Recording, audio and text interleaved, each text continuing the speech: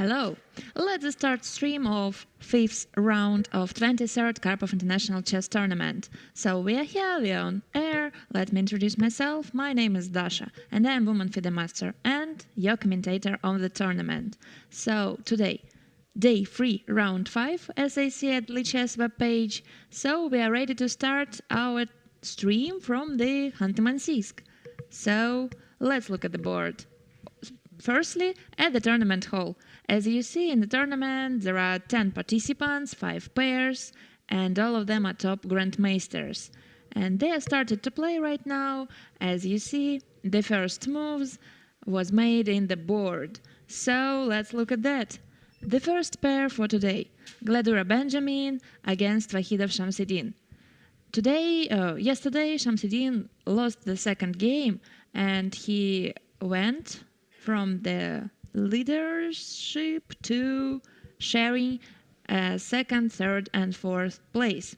So today the next chance to prove everybody that he is one of the top players in this tournament. So we'll look at that.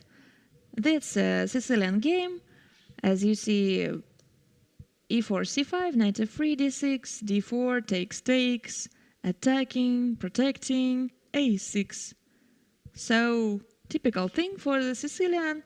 You know, the theory in this variation unfolds for 25th move or something like that. So I think right now Shamsidin isn't really thinking, he's just choosing between a lot of variation that he knows here. As for the second board, today maybe that's the most emotional game. I'm not sure about that, but we'll check. By the way, that's an interesting situation. So Lucian Lei plays against Lazavik Denis. So what's the problem here? The point is that Lucian Lei was a top rating of that tournament. He has 2642, as you see in the bottom of the game. So right now, he has a last place in the tournament table because he made 2 huge blunders in the first game, in the first round, and in the fourth one. So he should try to do something with that. And right now he's playing white. As for Denis Lazavik, who plays black, he has the first place in the tournament table after 4 rounds. So he's trying to keep that place for him and win the opponent who has only 1 point out of 4. So, but Denis plays black in that particular game, so it would be hard.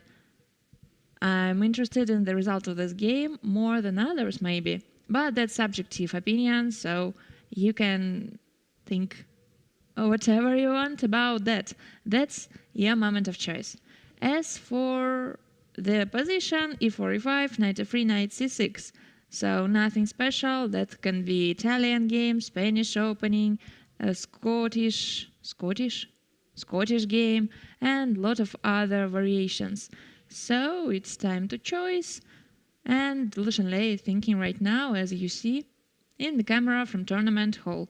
Denis decided to go for a walk, looking at other boards. So let's go to the third board. What's happening here? Nesterov Arseny plays white, Aram Akabian plays black. As for Aram, he won the 4th round yesterday from Shamsidin Vahidov, and right now he's sharing the places from 2nd to 4th. But he's playing black, so we'll look at the results. Right now, that's an interesting variation of Nimzovich defense. So it was d4, knight f6, c4, e6, knight f3, bishop b4. So, as you know, there are a lot of variations for white here. I don't know, e3, f3, knight f3, queen c2, queen b3, a3, a lot of things. So everybody can choose whatever he wants to. Queen c2 was in that game, There are two ideas, protecting e4 square for movement and protecting knight for avoiding a doubled pawns. Short castling, if I remember right, there is not the most popular move right here. Usually it's something connected with taking or c5 or d5. After short castle, this pawn structure, white has a more space in the center. Of course, that's not influence on something, and in a lot of openings that's typical theme, but right now in Nimzovich defense it looks strange, because usually black's trying to prevent that by d5 or something like that. Okay, right now situation is equal, of course, like everything else, but I would prefer to play in white's turn because I really like the space in the center. Of course, my level is lower than level of every participant in the tournament. I'm only a woman FIDE master, not grandmaster, but technically I think that's a nicer action when you play with space in the center.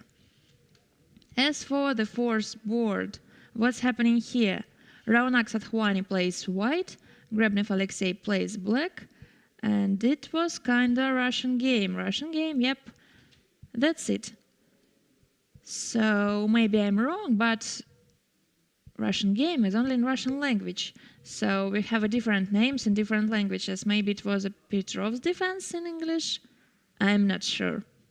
When I played checkers, board game checkers, I remember the triangle of Petrov, but that's different. That's completely different. Okay. Knight takes c5, d6, knight f3, knight takes c4. That's an opening theory. Nothing new here. So d4, one of the options, bishop d3. I learned that a lot of years ago when I was a child, so I recognize it. Rook e1, short castle, knight b, d2. Attacking this knight the third time, so that's why knight should go away on d6. Protecting the bishop and knight f1. Combining two plans in the same moment. So queen is protecting a bishop right now, and knight is ready to go on g3, f5, potentially maybe h5, because g3 is really comfortable for this knight, protecting e4 square from some insiders here, and knight on g3 is ready to attack in the short castling, going on f5 or h5 potentially. So that's the point, bishop g6, and situation is completely equal. How else can it be after 8 minutes of the round of top grandmasters? I don't know, but my business is giving comments about the games, nothing more. So let's be objective.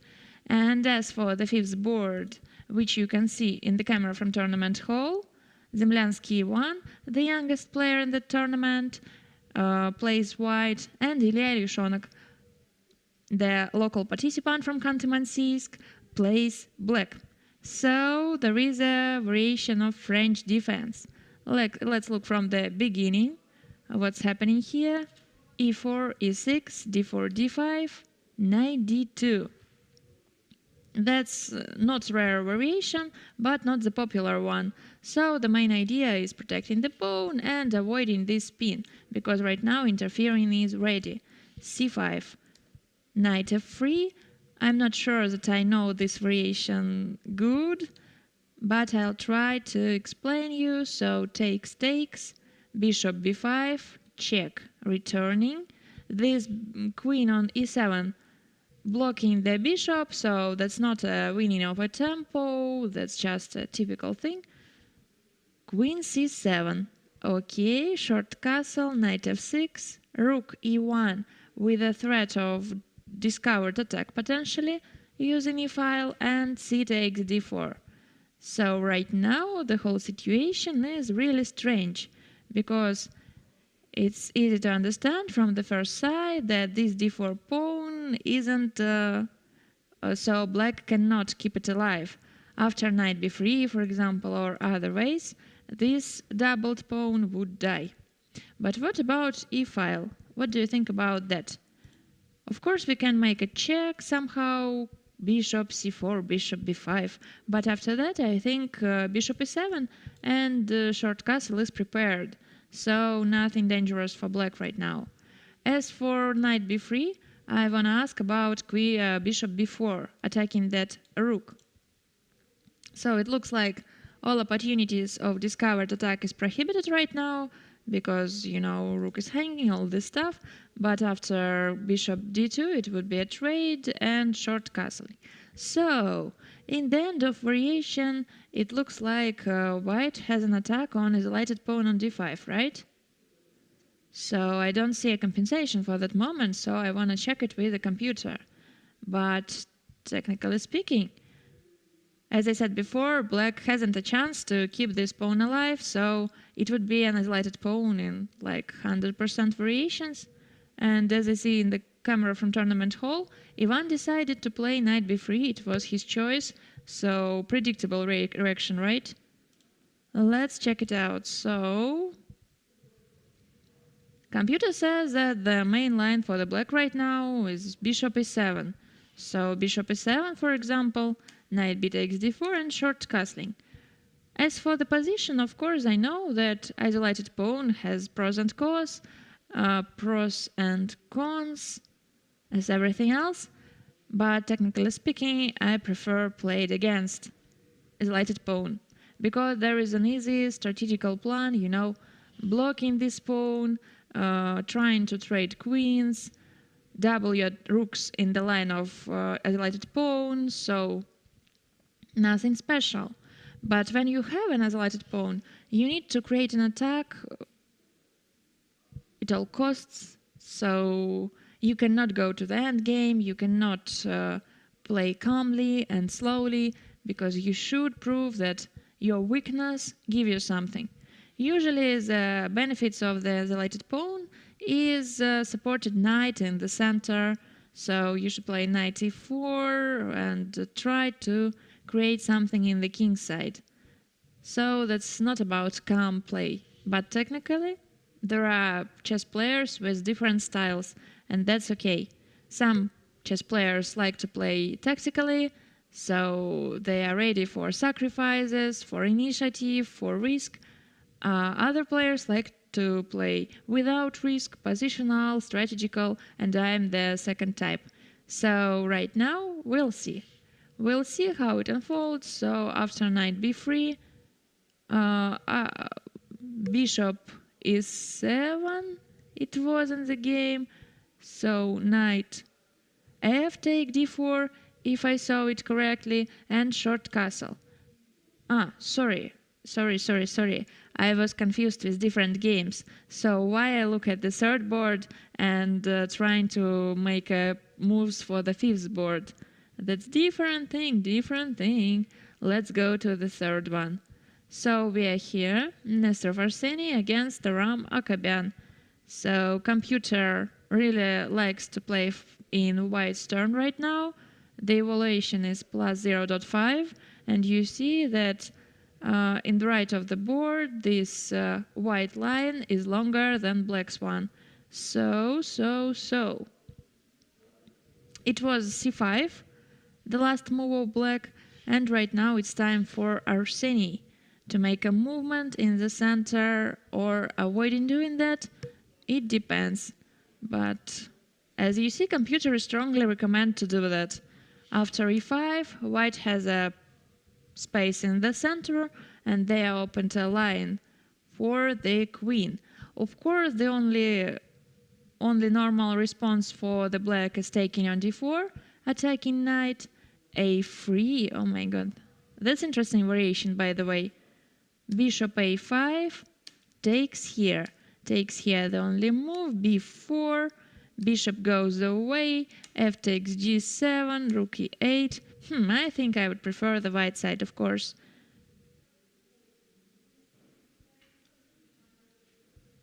The black king is broken, so that's enough. Let's check one more time. Maybe somewhere black has an option to go away from that variation, but it looks like forcing. At least from the first sight, I don't know. So c5, trying to take on d4 with attacking a knight. Okay. e5, for example. If right now knight tries to go away, that's non-adequate. d takes c5. By the way, I want to check. No, d5 isn't working because my e file is not protected. Okay, so takes, for example, takes, and white has more space, d file for the rook, and you know, lines for long distance pieces, right? So that's okay. That means that after e5, black might follow with c takes d4, a3. For example, takes, attacking a knight, knight goes away, knight f3, so knight haven't a space, this pawn is dead potentially, so everything is good for the white. And you know, timer showed us that Aram spent 5 minutes to play c5. That means that situation was new for him, but that's technically strange because, you know, bishop b4, queen c2. Queen c2 is one of the most popular lines on the Nimzovich defense, one of the 6, but technically even me knew about that. So short castle, e4. d5, the most popular line here. What the idea? After e5, for example, going on e4, because that's a pin, and right now knight is protected in the center. And right now an evaluation is 0.0, so everything is equal. But as for c5, nobody's sure about that, especially after e5. But it looks like Arseny didn't know that variation, and right now he is thinking. And that's, by the way, an equal moment, because that's only the 6th move on the game, and the both grandmasters don't remember variations precisely, and they are trying to figure it out in real time. So that's non-typical for that type of tournaments. Okay, we'll look at that. In my mind, white has the chances to big advantage, computer agrees to that, but technically, you know, opening's advantage means not so much, so middle game or end game advantage. Computer prefers to play with space in the center, so if you play an old Indian defense, for example, variation with g4, g6, bishop g7, short castle, all this stuff, you know that computer evaluation in this variation is one pawn in white's favor in every situation. So in every situation. But it means nothing. As for the fourth board, so Ronak Sathwani plays with Alexei Grebnev here, and it was the Petrov's defense or Russian game in different languages, different names for that opening. I mean e4, e5, knight f3, knight f6. So right now there is a very calm and slow endgame, I think. So pawn structures are symmetrical, the number of material is symmetrical, everything is very solid and protected. So I really don't know what to do here, there for winning situation. And you know, I feel something close to draw. Strong feeling, very strong feeling, something like bishop f5, I don't know. Takes, and 3 times repetition by playing bishops, or queen and rook, I don't know, but nobody has a risk here, certainly. The first board, Shamsuddin Wahidov plays white, Gladura Benjamin plays black. Benjamin was yesterday here at the stream. He answered some questions, so we met, and right now he's at tournament hall playing black, and he plays g6 in the situation. As for g6, I don't know, computer don't know. As for me, you know, I have just seen this position before, so I don't know what the plans and what the ideas. But I see that computer doesn't like it, so let's analyze what's happening here. So that's a Sicilian defense. Our knight on d4, e5. That's kind of so-called Chelyabinsk variation. I like that name because I was born in the village near the Chelyabinsk, so it's like a place of my youngest years. So e5, that's the idea of Yevgeny Sveshnikov, who lived in Chelyabinsk, so that's why that's a Chelyabinsk variation. The main idea is taking control on the center and kicking this knight out from the center. Of course, there is a minus in the situation. d6 pawn is a clearly minus because this pawn stays into the semi-opened file, d file. So right now white is ready to create a battery using their rook, using their queen, attacking d6 pawn, and everything is clear for them. But as for benefits for black in that situation, they have more space in the center than usual. They are ready to develop all their minor pieces, like bishop e6, bishop e7, and all this stuff. And technically, if they feel that they want to have more central opportunities, they are ready to play something f5. So that's one of the idea for black. And you know, it's really hard to ruin black situation here. It looks like strange, but technically that's solid enough. So I learned that variations in my teenagerhood. Okay, f3, creating a pawn chain and protected everything here. h5, h5, h5. As for h5, playing h5, black technically says that they are not going to make a short castle nowhere. So that's why we have a question. Where does black king go after the opening? Bishop e2, knight bd7, f4. f4, that's a trying to open some lines in the center, because you know it's easy for white to make the king safe after short castling, because that move is ready. As for the black, that's the difficultest question, because usually in that type of variation black make a short castling, but after h5 is completely strange, like prohibited, because this pawn is unprotected and all these batteries and all these types of attack with rook, with somebody else. So right now this variation isn't working. But after f4 there is a kind of threat of f5, because this move hasn't enough squares to go, and he should takes on b3, and after that situation in white's favor. By the way, computer recommends to play queen c7, and that's predictable because he wants to play bishop c4 response with f5, bishop c4. I'll explain you this moment because I think that's important to understand how positional play works. So right now black has a pawn chain in the center, placing on dark colored squares d6 and e5.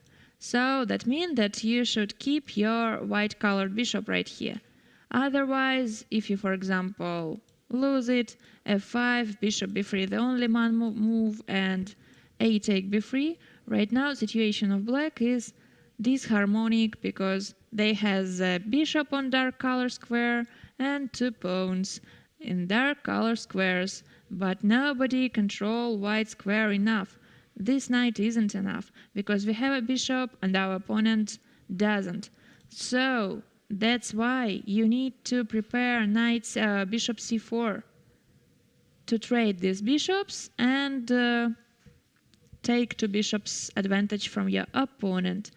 But after g6 was played in the game, the whole pawn structure isn't solid. Bishop queen d2. Queen d2, queen d2, I think that's preparation for the long castle. I'm not sure, by the way. And as you see, the arrow is confused to go left or right. And right now it's a question for the white.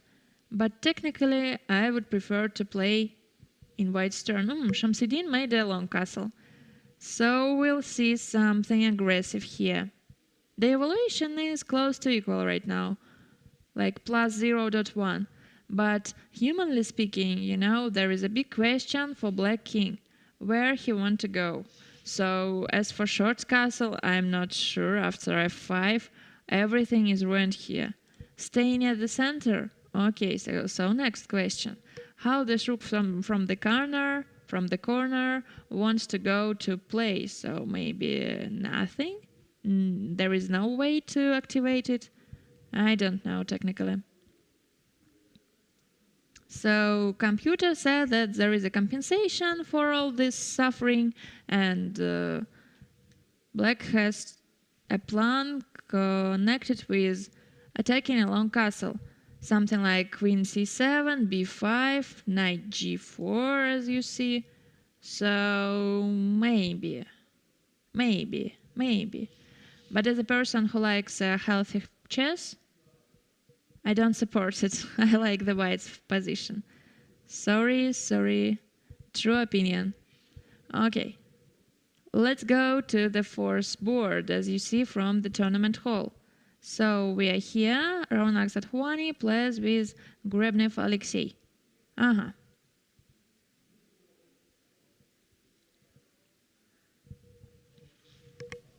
Let's think. We are here to think firstly, right? So, as I've said before, the pawn structure is completely solid for the both players.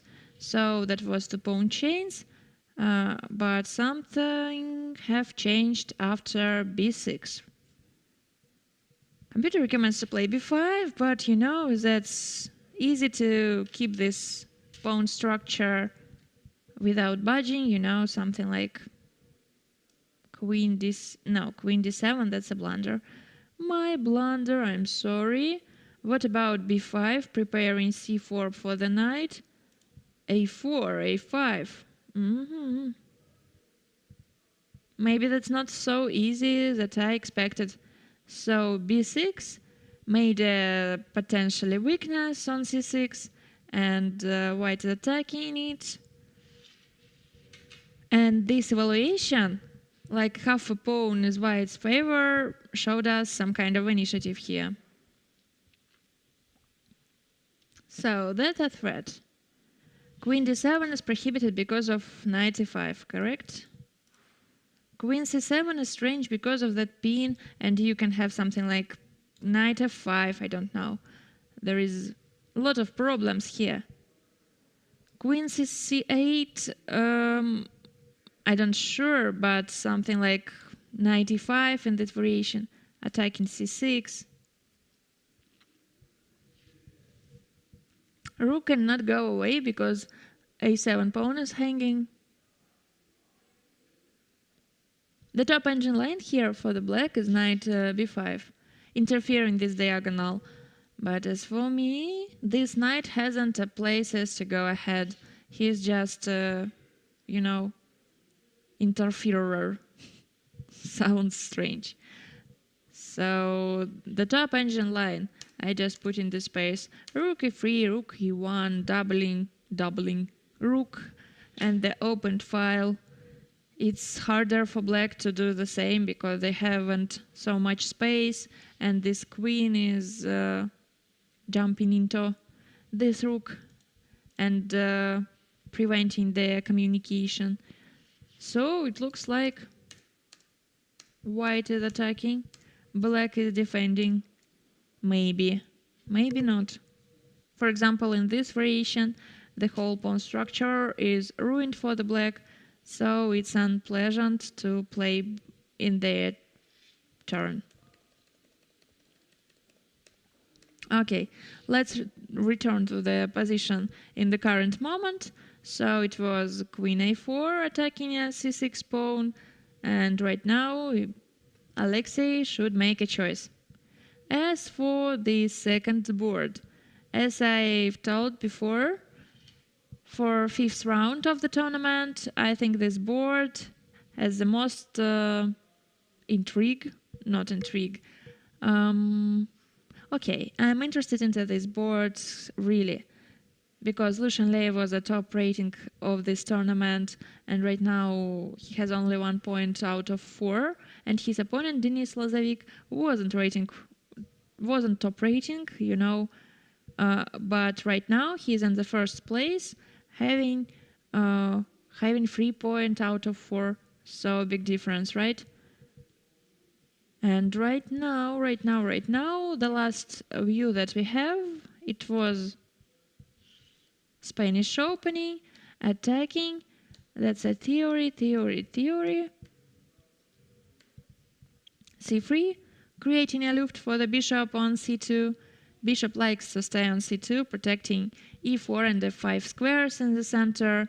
So that's okay. d5, d4. Square of the pawns in the center. A really untypical thing for Spanish opening, by the way. That's closer to Tarrasch defense or something like that, but not a Spanish opening. Because Spanish opening, that's a positional, strategic, calm opening. But as for this situation, it looks like something aggressive and, risky. Takes.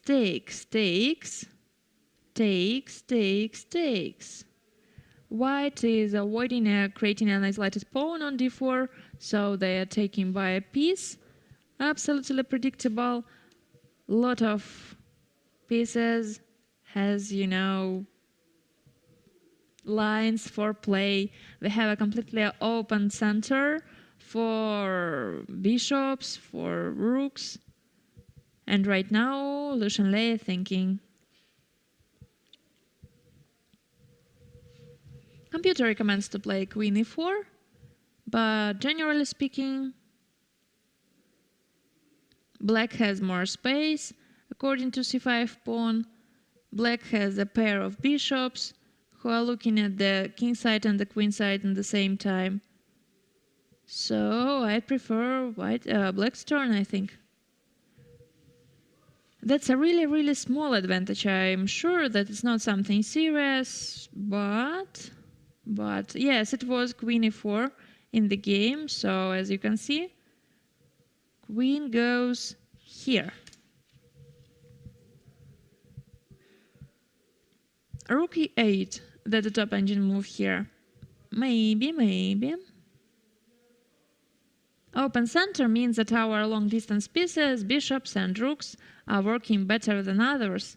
So, yes, potentially discovered attack here after rook e8 sounds logical. Okay. As for the fourth board, this thread, we look at that.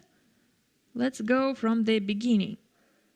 After the long castle in the first board, Benjamin Gledura is continuing to thinking. Okay, we said that the black has enough compensation, but it's hard to find in the real game because white hasn't problems with king on long castling, potentially in the corner. As for black king, we have a lot of questions to ask him. We saw that. The third board. Nesterov Arseny plays white, Aram Akabian plays black. So right now Arseny didn't decide to play e5. It was a good option. It was an interesting opportunity to have all the space in the center, but I completely understand that it looks very risky, especially in the real game, when you have responsibility for the result and desire to have a higher place. So a3, and right now our advantage of half of a pawn is disappearing. So takes, d5, creating a fighting of a pawn in the center. So e5, knight e4, attacking a knight, takes here. And right now Aram is deciding what to do next. As for this knight is under attack. So you cannot protect it somehow like queen h4 because it would be a lot of threats for the queen. but computer recommends to create a counterattack. Like, do you wanna take my pawn? I'll take your pawn. So knight c6. For example, I wanna protect it. Check. For example, I wanna take this knight, so I don't want to trade the pieces. I just wanna keep the situation. So king f1, f6. Potentially, we can see a very intense game here. I don't know whether opponents decide to go in this variation, but it looks very, fulfilled. Okay, knight c6 wasn't the real game. Aram played that. He's attacking a hanging pawn in the center. Knight e2 was a quick answer from Arseny. As we discussed before, so everything is going to intense middle game with f6 breakthrough and all these interesting things. What about the fifth board? Ivan Zemlyansky against Ilya Ilyushonak. So we discussed that c takes d4 was strange because it make an isolated pawn on d5, bishop b4 and this trade here and short castle and takes and bishop queen b6. I don't know. By the way, computer didn't recommend to play bishop b4, and I completely understand that, because I remember the rule. So if you have an isolated pawn, your most dangerous piece is the opposite colored bishop. For example, if you have a light colored isolated pawn, you need to keep your dark colored bishop alive. So right now, after bishop e7, you keep the bishop alive. So after take, short castle or something like that, potentially your bishop can stay on c5 or d6 or some other diagonals to create a threats for your opponent. But as for a situation after a trade, you haven't this bishop.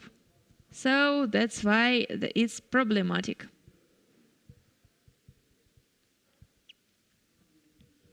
Okay. So bishop b4 was played in the game, and after the trade on d4, on d2, everything is going to the middle game with isolated pawn but without opposite colored bishop.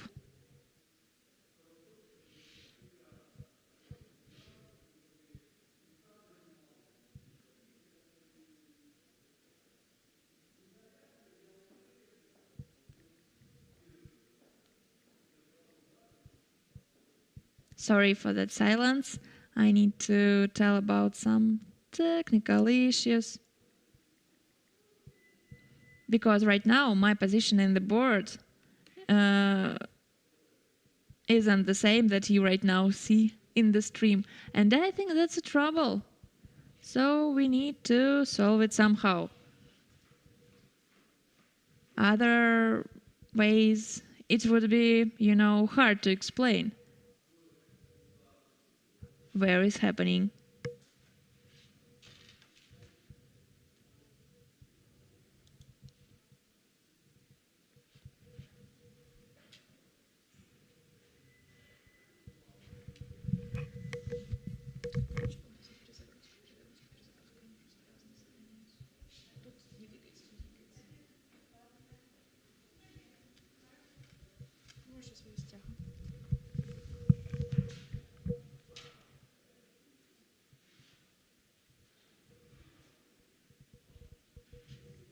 We are here, but sometimes why silence is more important than words. Okay. So, our pieces start moving, so congratulations for us. That's a very good news, by the way. And right now in that game, technically we have a situation against isolated pawn on d5 and black has a dark color bishop, as I said before. So that's why white has a small advantage here. And yes. And yes, and yes. As for the fourth board, Raunak Sathwani against Grebnev Alexei. Alexei decided to protect this pawn on c6 by queen from c7. So he played queen c7, and I wasn't sure about that because my guess was knight f5 here. I've told you that I thought that it's a trouble, but technically speaking, maybe that's not a trouble really. Maybe that's about initiative, but not more. So knight f5. It wasn't played in the game, it's just my imagination. So trying to take this bishop and attacking a lot of dark colored things. Next. So what? So that's not a big trouble, technically. Bishop returns on f8. After the trade on e8, for example, it would be the next trade or something like that. So computer recommends to play bishop d6, knight d6, queen d6, and you know, maybe that's about hanging pawn on a7. I'm not sure, but what we're talking about? No, computer right now decided that there is no advantage for the white after knight f5. That's why it's better to cancel all these attempts connected with knight f5 and playing knight b4. Knight b4 attacking this pawn the second time. So please imagine that your knight stays not on f5 but on g3, and what? And knight b4 is better against, but we have the same problem right now. When I cannot show you the situation that I want to, because, you know, in my computer knight stays on g3, but in your screen knight stays on f5. And I think the difference really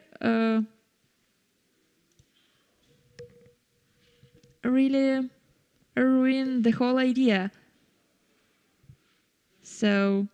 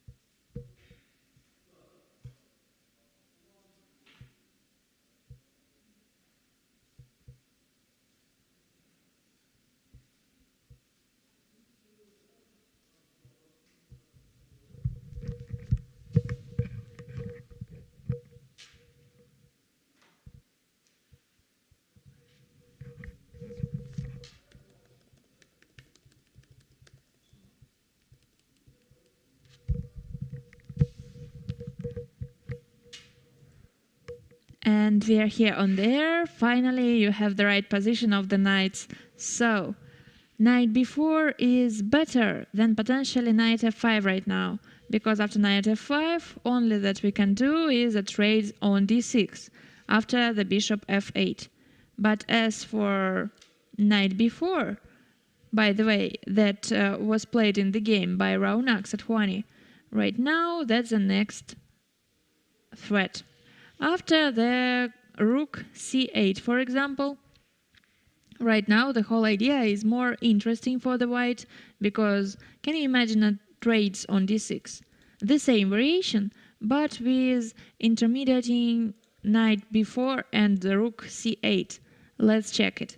So knight f5, bishop f8, the same thing absolutely, takes, but after the trade here we have an option to win a pawn, because rook goes away and queen takes c6.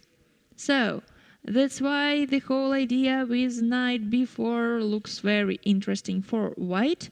They made the next threat for the black, and you know it's hard to protect a few problems in the same time, because when you are defender in that situation, it's a very risky mode and you need to control a lot of stuff. And for example, rook from c8 should control rook e8 and pawn c6. She cannot. She overloaded after that tasks, so she would have problems after trade on e8 in this particular variation. So there are problems in Alexei's position, as we can say. As for the third board, what's happening here? You'll see that moment from a tournament hall. So Nestor Farseni against Akabian Oram. Bishop, it was the same variation with f6. Really, we discussed it before. Do you remember? Da da da da. Of course, that's easy way, you know, to interfere by the bishop and prefer a very equal situation. But Arseny wanted to play more interesting things and he preferred to play king f1. The point is, right now knight in the center is unprotected, so black hasn't a real option to protect it. f5 looks strange. It's possible, but after taking here, you know, white has a protected promoted pawn. So that's why f6 is better. Counter-attack, takes, and potentially maybe...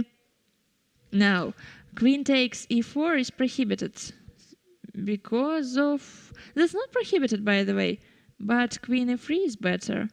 This pawn is doubled, and they are weaknesses in 100%. That's not a question, that's a weaknesses.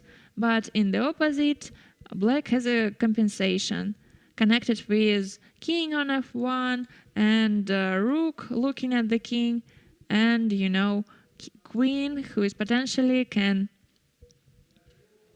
go in the center of attack and help their pieces to do something. So, the situation is interesting. The evaluation here is 0.0. White has a plans connected with winning a pawns. Black has a plans connected with checkmating. White's king on f1. So at least it looks interesting for the both players. And nervous too for the both of them. But that's a professional sport. Everything here is nervous. That's you know, part of this lifestyle. The first board, Wahidov Shamsuddin against Benjamin Gladura. f4, short long castle. After the long castle, Benjamin followed with bishop e7. King b1 going away from the c file. That potentially can be a problem for this king. And queen c7, battery on the semi-open c file. So. The situation, as for me, looks not very good for the black, because they need to solve a problem with the king somehow.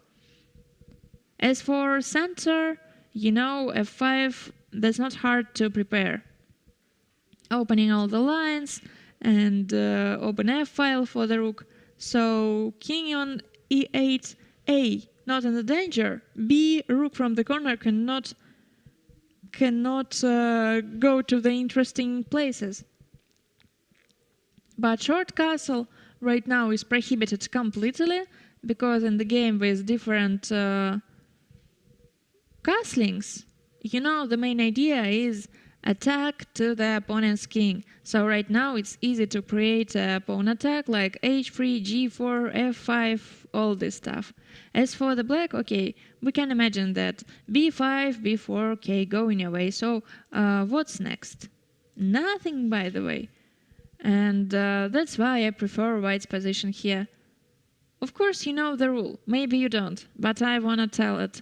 So if you have a situation with different castlings, for example, you made a short, your opponents made a long castle, or in the opposite. So the first rule is do not push your pawns from your king. Do not make a luft. Do not touch your pawns close to your king. Because in that case, your opponent has a really good chance to create an attack by his own pawns. You cannot make a lock, you cannot block the structure. That would be a lot of trades here, and your opponent would be happy because of his opportunities to create an attack. So that's why white's situation is better than black's one. Right now, all of pawns stayed into the initial position, and we cannot say something, say the similar thing about black king. Right now, black king is in danger. Okay. So it was rook hf1 to preparing an f5 move, potentially attacking this bishop, or maybe even trade on e5, opening f-file. Right now, Benjamin need to count a lot of things, and it's really risky to play in black's turn here. As for the second board, thank you. I like the place with dinosaurs, but maybe something else? No? Okay, at least you see a board game right now, not the play with dinosaur. Do you know that? When you haven't an internet connection, internet sometimes offers you to play a thing with dinosaur, like put a space and your dinosaur jumped under the cactuses, so under the cacti. I know that, cactus, there is a one cactus, but lot of cacti. Cacti, that's a plural thing if you're talking about these plants named cacti. Latin words, what do you want? How we came to that question, I don't know really. Sometimes that's funnier than you can expect it. Sorry. So, we are talking about the second board, right? It's the game between Lucian Ley and Denis Lazovic. So, we talked about open center and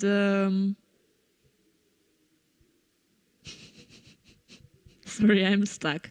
Or kinda. My teacher of English language in one moment said me like, Dasha, if you don't know what to do next, say interesting facts about something. For example, one cactus, a lot of cacti. And I asked her how, in what kind of situation it can be, useful for me. I'm a chess commentator. He answered me like, Dasha, you never know. So right now, we finally had this situation when I need this knowledge, and I'm happy about that. Yep. Okay, returning to the chess. So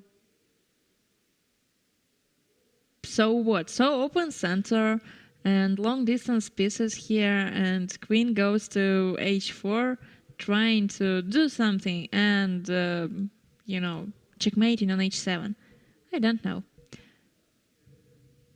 As for the fourth board, when we see from the tournament hall Raunak Sathwani against Grebnev Alexei, they played quickly, but we didn't see in the lichess right now what's happening. So knight f5, am I correct? Rook placed on c8, knight f5, And I think it was the quick response with bishop f8, because I clearly see that bishop right now stays on f8.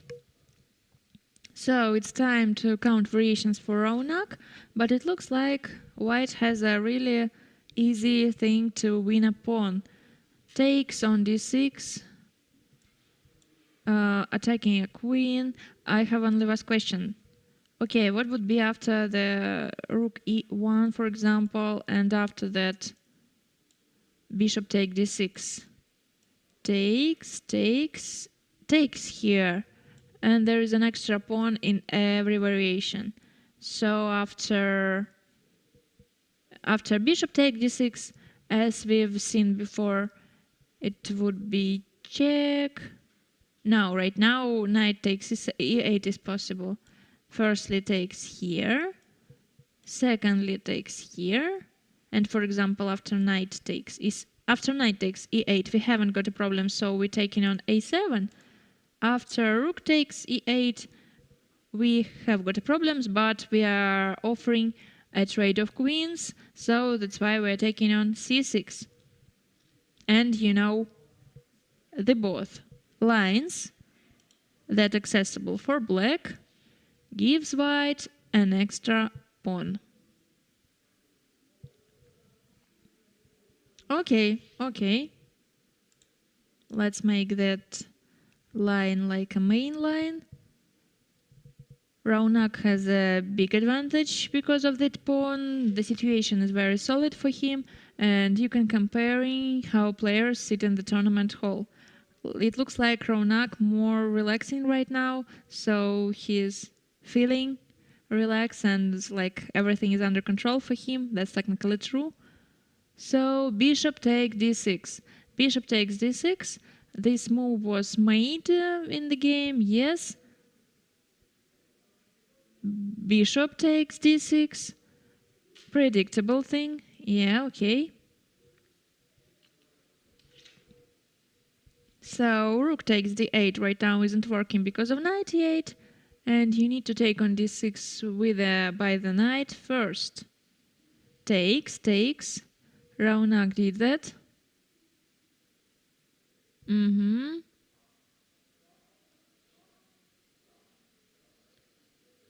So hard situation for Alexei.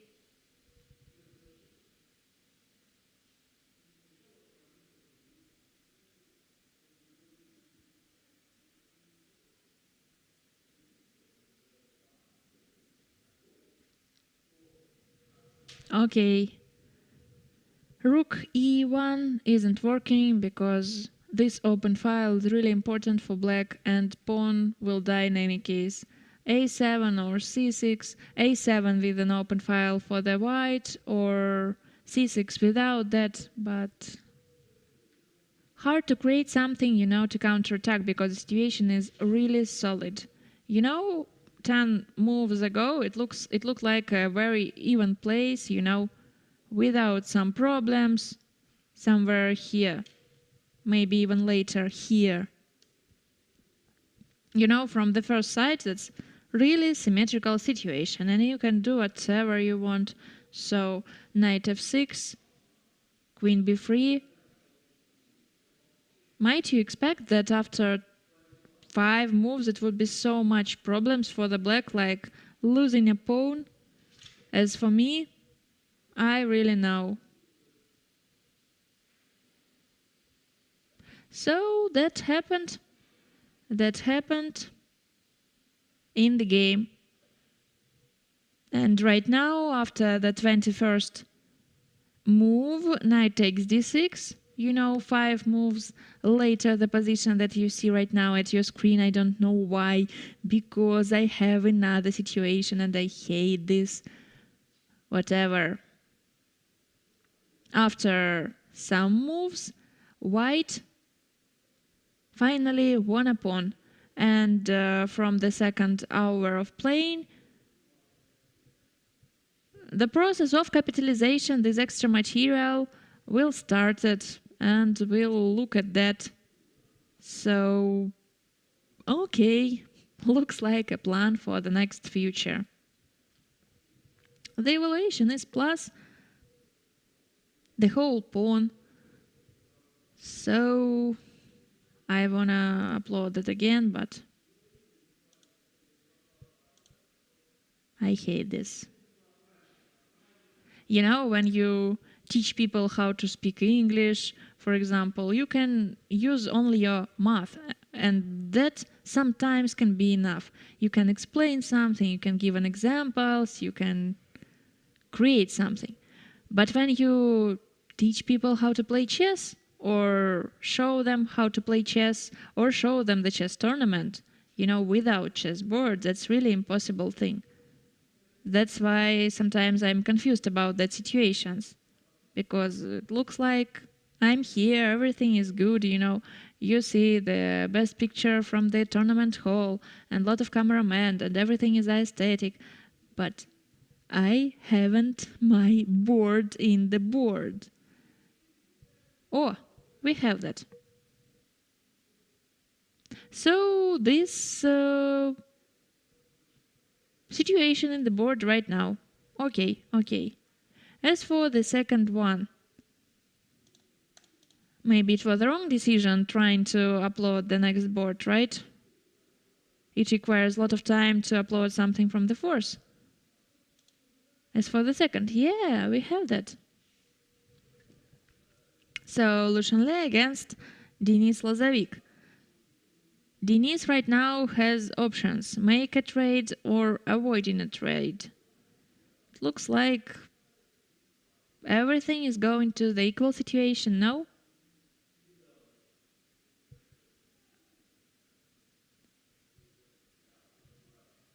So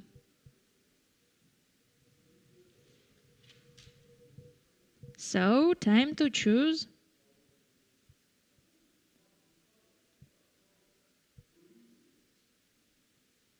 By the way, bishop g5, that's interesting opportunity that computer recommends us to do. Because after queen f4, opponent has an options: going away, keeping the queen alive, or, you know, trading it. But after queen g5, bishop queen d7, for example. No. It was my problem in the head. So queen f4, and bishop f4. Right now we have a equal endgame here, and both participants looks like agree for something. Knight d5, really equal situation. Okay, let's make a break for 10 minutes as usual, and after that we are returning our analyses. We are continuing our stream. Let's look at the changes for time of break. What's happening at the boards for that 10 minutes? We should know that right now. So the second board is finishing. Lucian Lei and Denis Lazovic agreed to draw right now. So they are signing papers and they have a dinner time to relax, to refresh variations for the next round. So they are ready for it. It was hard to finish the sentence, I don't know why, but technically, as I've said a million times before, we have so-called fast classic format here. That means that every participant has only 1 hour per every game and 30 seconds increment after every move. So that's why the regulations of tournament in regulations of tournament, you can read that we have 2 rounds every day, morning round and afternoon round. So after morning round, this one, participants are absolutely free to do whatever they want. But the next round will start from 4 p.m. So that's why they usually refreshing variations in memory. So they have a lot of important things to do. As for other boards, let's look at the 5th one. Zemlyansky won against Ilya Ilyushonak, so that's a strategical play against the lighted pawn on d5. This queen on d4 is blocking this pawn, so I think the advantage in white's favor. Because that's easy to attack that pawn by bishop, by rook. c3 pawn can protect this square one more time, and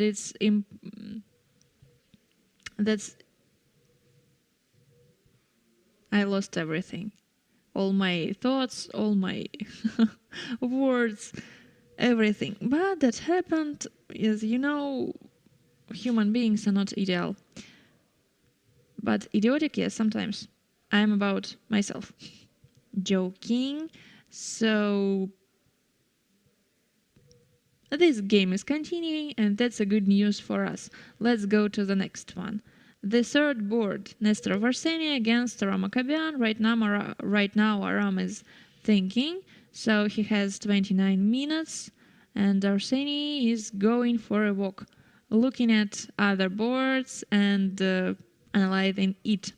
So it was a game with king f1 and king g1. It's like an artificial castling, you know, when king tried to do it himself without help from rules of chess. h4, opening a file for the rook. Potentially it can be h5, h6, or just a maneuver like rook h3, rook g3. I'm not sure about that, because h3 move is aiming by the bishop from d7. So that's why after rook h3 it would be e5, and generally speaking rook hasn't a job from g3 because everything is protected here. But as for h5, yeah, that's interesting. So maybe that's a way to make your rook free. I want to break free. So that's the motto for the rook. What I wanted to say about the situation. Let's look at that. White has a problem with the king. King on g1. King on g1 is a very typical situation, but rook on h1 means that we need to push pawns from the king, you know, to open a lines for the rook. So that's why in general that's dangerous for the king, but in this situation white dominates in the center. So the pawns on c4 and d4 have taken control under the central squares, so that's why black pieces cannot come and attack this king. So everything is completely okay for the both sides, because black has a plan. Sounds like a meme. I has a plan and I stick to it. So that's enough to be confident. Okay, but only one question about e4. Why nobody wants to take it? I think the pawn is hanging, nobody is protecting it, so why not? I wanna ask an engine about that. h4 at the first move. What about what about this option? e5, like 0.0. But the difference between the valuation is not so big, so that's the both variations are okay. As for the fourth board, Ronak Sathwani won a pawn in c6. It was a lot of trades here. Rook takes e8, takes, and rook e2. So right now Ronak will play for a victory because he has a healthy extra pawn in the endgame. Of course, black rook is active on e2. Rook b1, it was a protecting of the hanging pawn, and a5. Right now we have this position in the board. So I think the next move would be something like a4, blocking this pawn, and after that maybe b4, trying to create a promoted pawn here. I don't know. I don't know. Maybe firstly that's interesting to play king f1 here, because when you ask a rook where she wants to be, that's a very important question. After rook c2 or rook d2, for example, you have a threat like knight e7. So this knight cannot go somewhere. He should stay in f6, protecting d5 pawn. a5, a3 was played in the game here, and no, that's another game. So why I so confused today? That's a different board. Thank you. As for now, I think king f1 the best move, and after some answer, except of rook e6, I wanna play a4, blocking this chain of pawns. So what computer recommends to do? Playing f3. What about king f1? Right now, it was for a second. f3. f3, protecting some ideas with knight e4 and knight g4, I realized that. So I didn't see the scale of problems after that. But right now it's completely understandable. So f3, just that's a preventing of knight's moves. So understandable. Understandable. f3 is the main recommendation of the engine right now, but technically the evaluation is plus 0.7, so less than a pawn. That means that black has a compensation for lack of a pawn and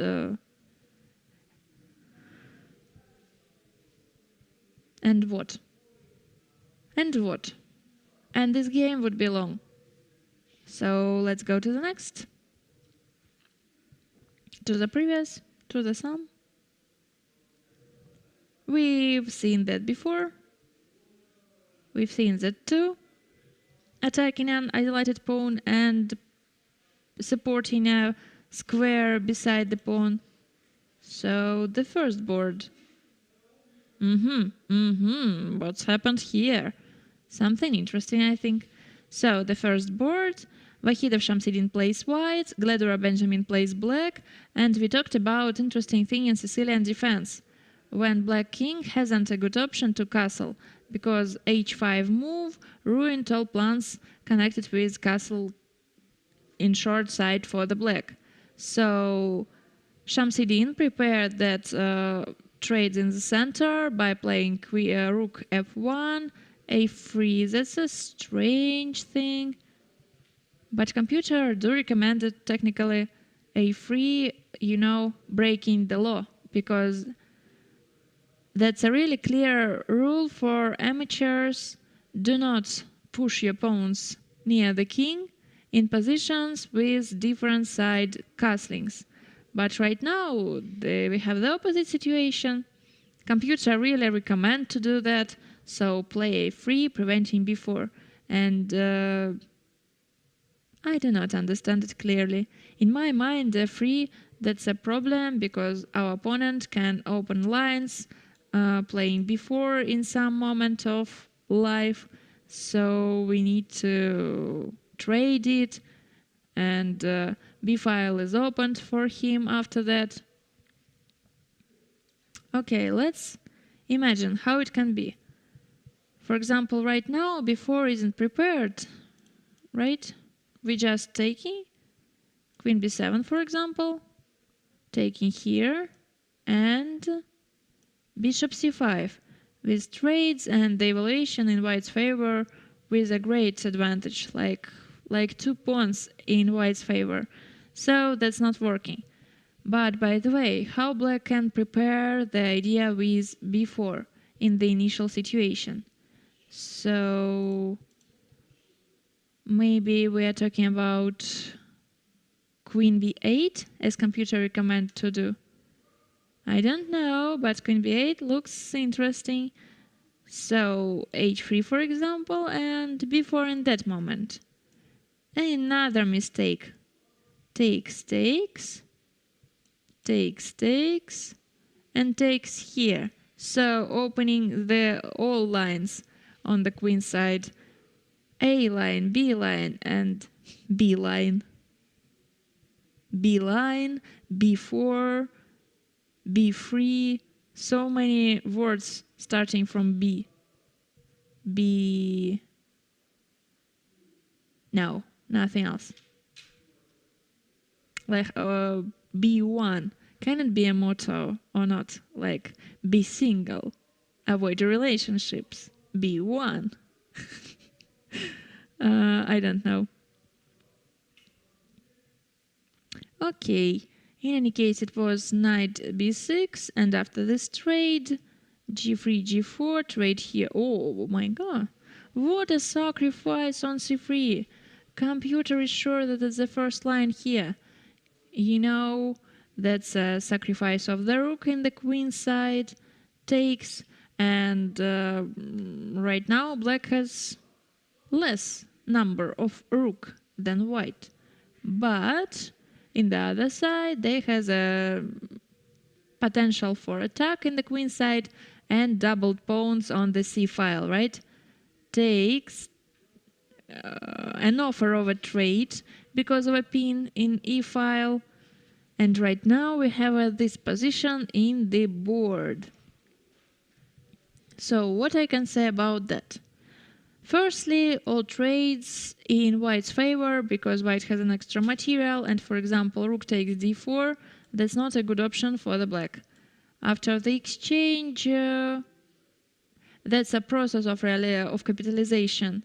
This material, and you know, if white can trade a queen here, that will mean a victory. So, rook d4 with an offer of a trade. In any case, it's interfering.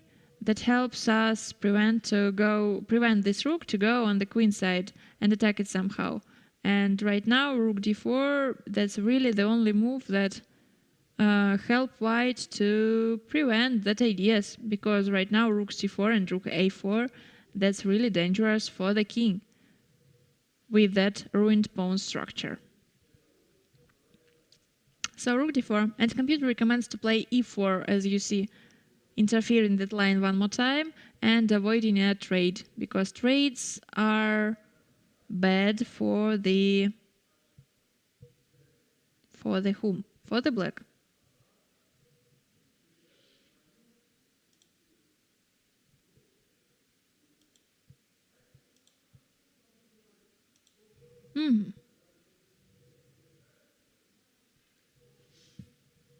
So, as for the fourth board that you see in the screen right now, after rook b1 and a5, a4 was played.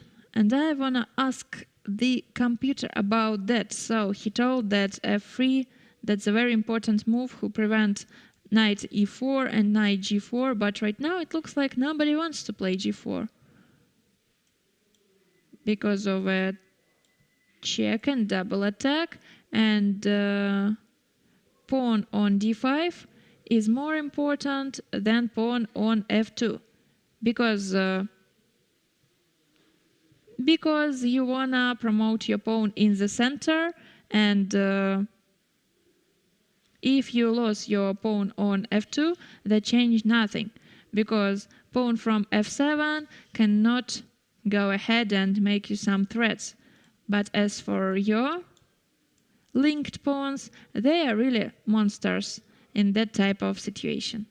So a4 and h5 potentially.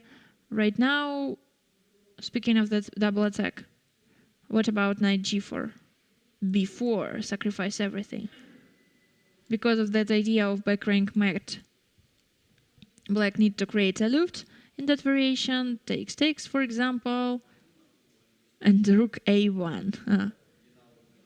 Very important move, you know. Taking here and promote here. Sounds logical. But right now in the game we have this moment in the current situation, so a4, and it's time to Alexei to do something.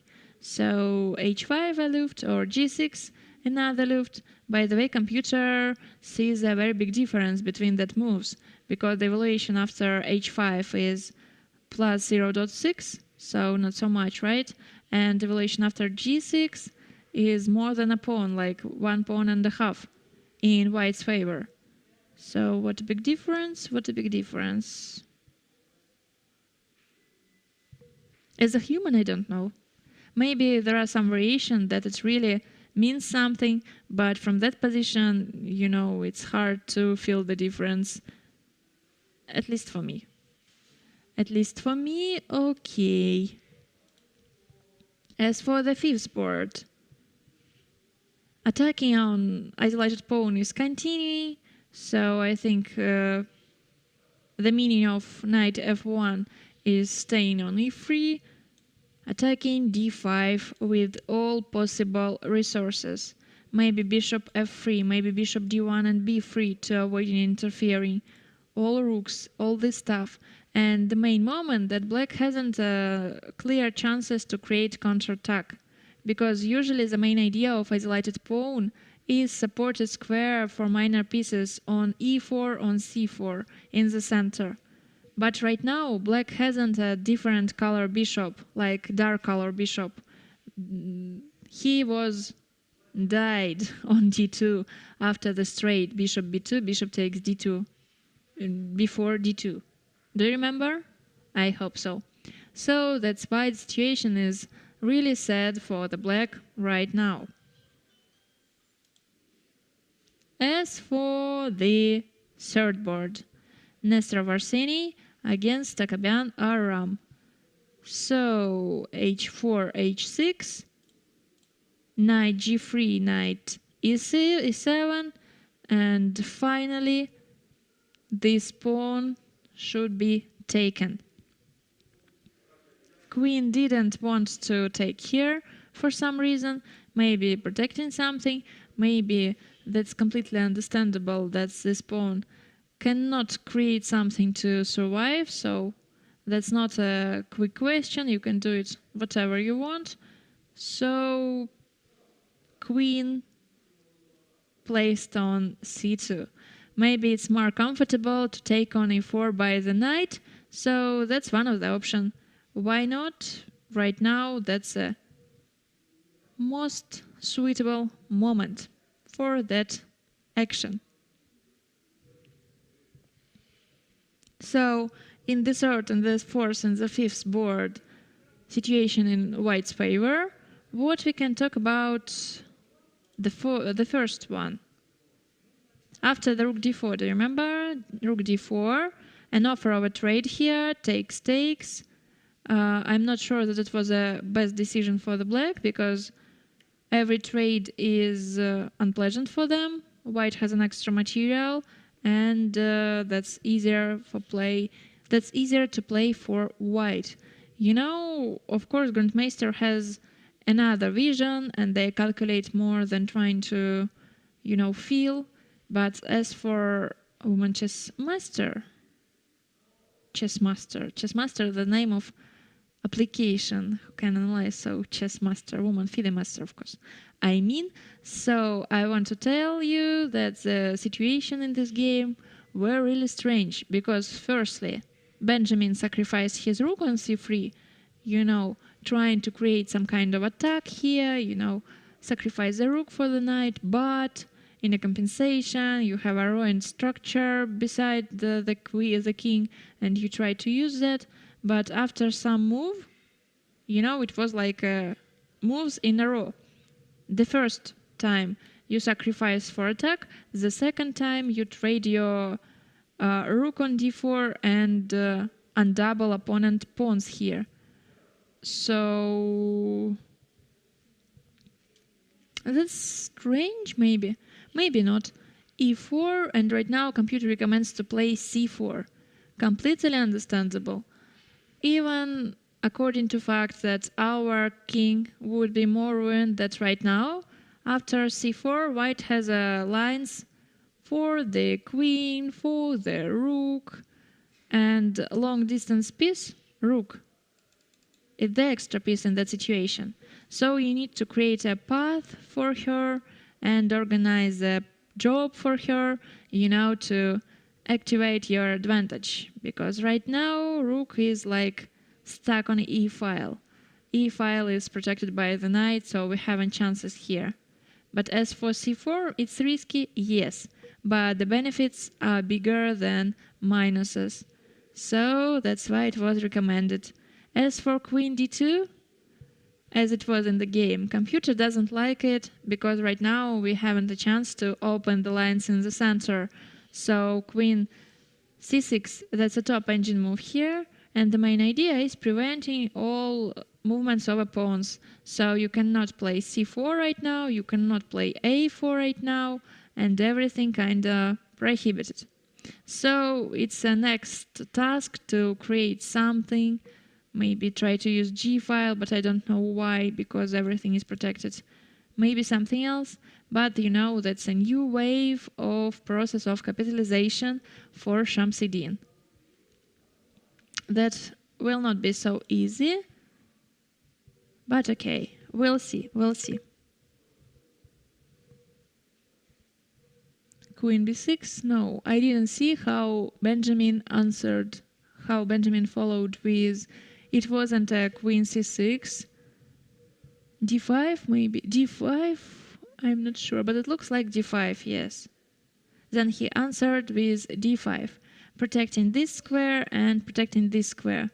That sounds logical, and this response was very quick, but technically, that's a new lines for the pieces. And the evaluation is growing up in white's favor after that move. By the way, if we believe in the computer, of course, that's not the best option. Yeah, if we are thinking like a human beings, that's very natural to do. We are opening a diagonal for the bishop, we are protecting everything in the center. This move like collecting the harmony in the both sides. So firstly, that's about white squares. Secondly, that's about black squares and minor pieces. We unleash it to take somebody. So looks very logical. Okay, but the recommendation of computer is playing here, bishop a3, for example, rook e3, and the main idea is, for example, if I want to start to attack, rook c3. So you need to find a line for this rook at all costs. So clear for computer, not clear for humans, but technically the advantage is big in that variation, for example. But I think that it's more natural to play something like king a2 and protect this pawn because, pawn is pawn. But right now the evaluation is 0.0, so strange thing really. We need to sacrifice the next pawn right now. Not to protect, not to support, just sacrifice everything. So king a2, giving black a chance to, time for queen d6, and we haven't a chance. Queen d6 means queen d6. Okay, I want to go here, for example. What's wrong? Knight d7, and the whole situation is better for black. I don't believe it. So, king a2 was played in the game. That's the point. Nice to see that there is something similar between me and top grandmaster Wahidov Shamsidin. The both of us are thinking that that's a very natural move. King a2 to protect this pawn in the edge of the board. Not to sacrifice, but protect. But we lost the whole pawn by this move from 0.8, almost a pawn in white's favor, to 0.0, complete equality. That's unfair, I think. Computer will always play better than humans in chess. That's unfair. By the way, right now techniques is so progressing that it's that lot of, I don't know, pleasure from action is disappearing just about that. Okay. What about an extra pawn in the endgame? Raunak Satkvani against Alexei Grebnev. So f3 was played. In the next move, right now all movements of knight from f6 is preventing, and Raunak has a lot of time to capitalize that material, so many times, so he wants to do that. Knight has a supported place on e5. Before, that's a potential idea to create something here. So maybe computer's idea was connected with h4, h3.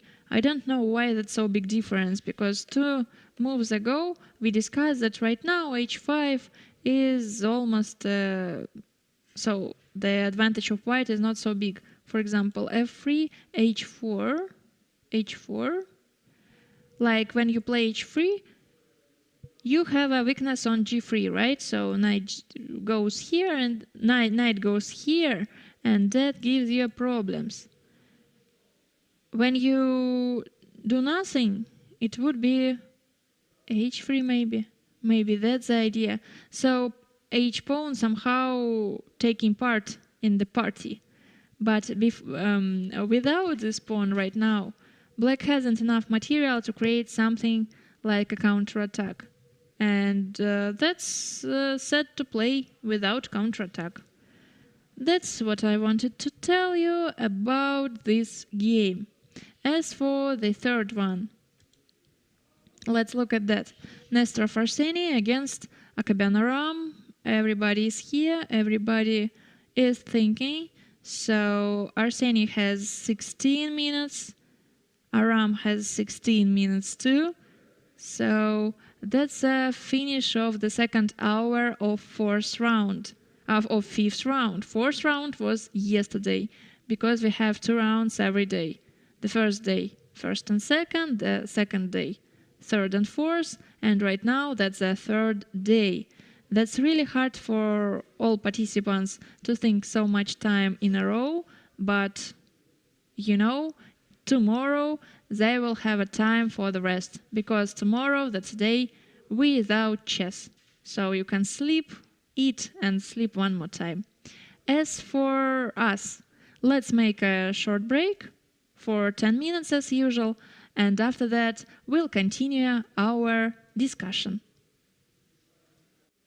So that's the third part of the 5th round of 23rd Karpov International Chess Tournament, and I got used to start every stream with these words, so typical, but I like to repeat some important stuff. So, okay, the third hour, one game was finished with a draw. That's the second board between Denis Lazovic and Lu Shanlei. As for other boards, they are predictable continuing. So let's look at that starting from the fourth. Because right now we see at our screen how Satkvani Raunak and his opponent Grebnev Alexei, they are thinking. So we remember how 5 moves ago Raunak won a pawn in the queen side, and it was something new for me at least, because that was a completely solid pawn structure, but you never know where problems are waiting for you. So it was an extra pawn, and right now there's a process of capitalization. The last move, rook b7, I like that. It wasn't so easy, because if I play this game I would take on a5, but that isn't working, because right now that's a trade of pawns, and when you have a structure in the same area, that's easy to defend. That's a basic rule for amateurs. If you are attacking side, you need to make a threat in the both sides of the board. If you're a defender right now, you should trade something in the one flank and playing only in the other one. So right now knight b7, that's a potential threat of knight e5 taking on f7 with a lot of problems. That's why Alexei decided to play knight e8. The main idea is staying on d6, I think, and defending something, but I have a question. What would be after knight d7? So this pawn is dying, this pawn is dying too. Looks not optimistic for the black, by the way. Knight f5, for example. Takes here or takes here? That's the question. Oh my god, the first game was finished with a winning of a Gladora Benjamin. So this situation was completely in white's favor. We remember that. Extra material, all the stuff. King a2, protecting this pawn. Knight c5. Right now that's an equality, 0.0. Right now, like a half of a pawn in black's turn. So takes. Knight e5. And rook t1, a great blunder in one move, because you haven't enough defense after the bishop f6, c3, e3, queen c2 takes here, and you cannot take it back because of promoted pawn on the e file. Oh my god, what's happened? You know, every round we have some surprise that give us shocked, by the way. That's really a rare thing for super tournaments, for Grandmaster's game, but technically, right now we have the 5th round and with another huge surprise. So, another topic for content, by the way, but it's really hard to feel that in real game. Yesterday, the 4th round was hard for Shamsidin, and the 5th round was hard for him too, so that happens. e3, queen c2, and you know, after queen takes c3, you haven't chances to save it somehow, because you have a threat of checkmate. This pawn has 2 squares until it becomes a queen, so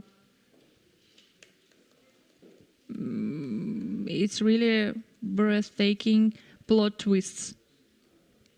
You know, one move, rook d1. So right now that's like an equality after c6. At least I see the evaluation 0.1, 0.0 right now.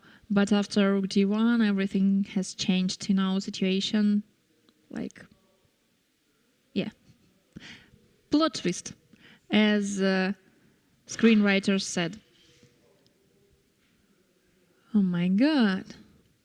So the fourth board are going to white victory. Takes on f7. Maybe next threat. So right now that's 2 extra pawns in Ronak Setvaniev's favor. So maybe he'll decide to take the 3rd one. Of course, a4 pawn is hanging and knight e3 is possible. But technically white has some strong initiative, and d5 pawn is really important, so the evaluation is plus 2 pawns. That's too much for Grandmaster level. But by the way, we had an experience when the evaluation got from -4 to +9 or something like that, so I think I'm ready for everything. Completely everything. Okay.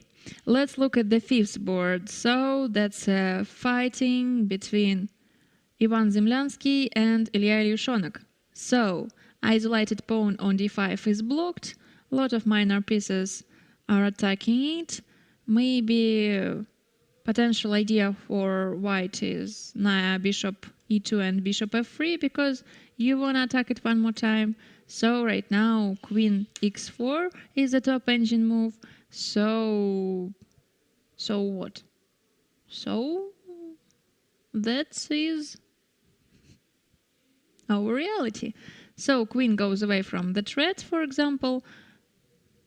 No, it was queen. Where queen returned? d3? Looks like d3, yes. Why d3? Maybe knight f5 and knight d4, and king and queen wants to support this square for maneuver. I don't know. I prefer By the way, after queen h4, is it possible? No, because we have an option to double our rook. As for queen d3, that's an option. Takes, takes. And black has enough defenders here. Everything is under their control, so poo. Maybe that wasn't the best idea, to save your advantage. Because the main thing in play against this lighted pawn is blocking a square beside this pawn, not beside from another side, above, like above this pawn, whatever. You need to block the square to stop this pawn eternally for the whole next game. Okay, right now my level of English is going down, so I'm trying to explain what I want using only basic language. Whatever. If you want to understand, you will understand. If not, so nothing can help you. As for the fourth board,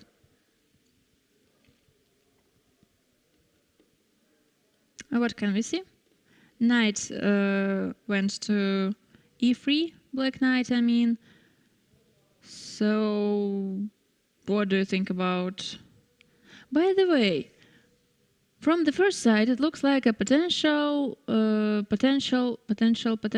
tactics, right? Check, going away.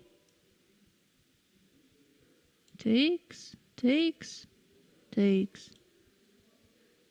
No, g4 isn't working. I mean something else, like check here, king h1, and no, that's not the big deal. It was my illusion. By the way, everything is okay for the white. As for the fifth board, king went to c2, and right now situation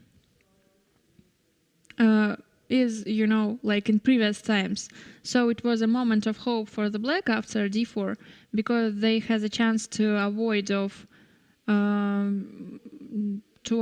their isolated pawn trading it after d4.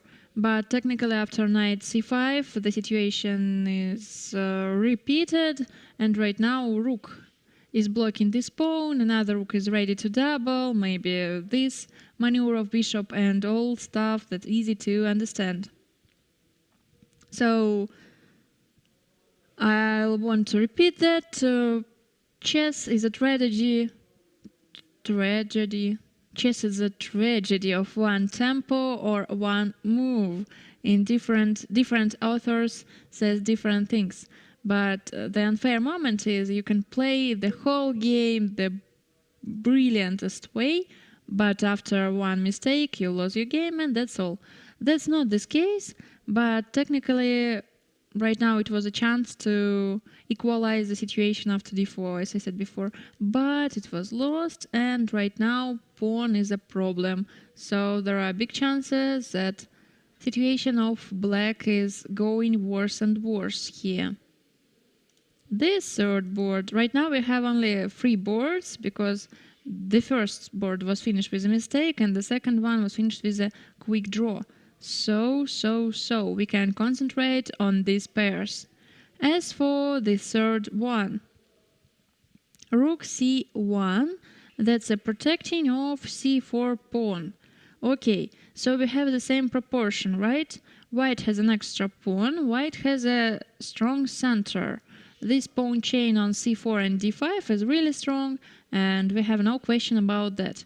From the other side, this king on g1 and rook on h1, they are stuck, because you cannot play king h2 and continuing your idea of artificial castling because of hanging pawn on h4. So, if that rook cannot take part on the game, it means a lot, because rook, right now, it's a strong piece. That's all. Compensation is enough for the both sides. It was only 23 moves in that game, because game was fulfilled with calculations and risks. So right now Arseny has 6 minutes and his opponent Aram has 6 minutes. So nobody has enough time to calculate everything, and that influence on the decisions. So right now knight goes on g6, attacking here, going there, but white has an option to play c5, preparing c6 with an idea of discovered check, right? So that's very difficult to make decisions here, especially in the moment with 6 minutes on your timer. So good luck for everybody. I'm happy to be commentator in this moment, not a chess player, because that's too emotionally hard that it's hard to expect. Okay. In the fourth board, in the middle of process of capitalization, Raunak 20 played rook a7. He put his rook beside the potentially promoted pawn, as Aaron Nimsovich teaches us, and everything is under control. Is it? Look at the lines when you see in the right of the board. So right now, white line is longer than black's one. It means that white has a great advantage, like plus 2 pawns. But after rook a7, as you see, the length of white and black sides like they're similar. So that means that all our advantage are disappearing. But why? G5, knight f7. What if I want to take it pawn, just without something else? Rook g2 check, king h1, rook f2. I have a problem with checkmate in 1, so I need to make a luft, and I plan to do that before. Check, going away, check. Oh my god, no, I want to stay here. Check, goes away. And so what? Checkmate in 11, because you haven't options to save your king from rook h2. Oh my god. Oh my god. A very unique idea. I don't know that it's possible to find it without an engine, but I've told that a million times when participants finally found it. So let's look at that one more time. I thought about an opportunity to make a perpetual check here, like rook g2 and going away, with an idea of checkmate in 2. But in my mind it was an easy solution, like going ahead with h pawn, and that's a luft. So you cannot do something here because this king is going from the dangerous place. But technically, if you think about that in advance, that's very good idea to play g5, because after g5, that problem is unsolvable for the white. Really unsolvable.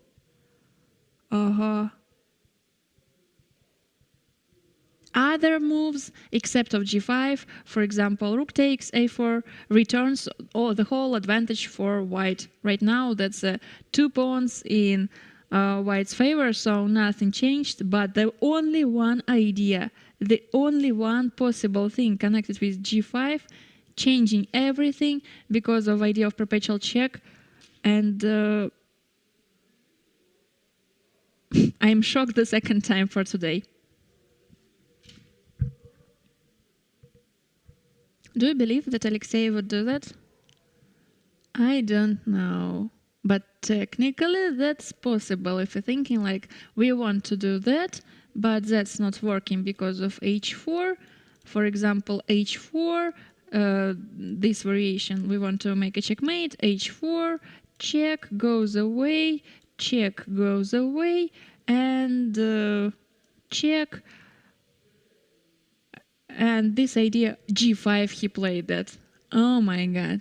He played g5 in the game. So right now, situation becomes equal.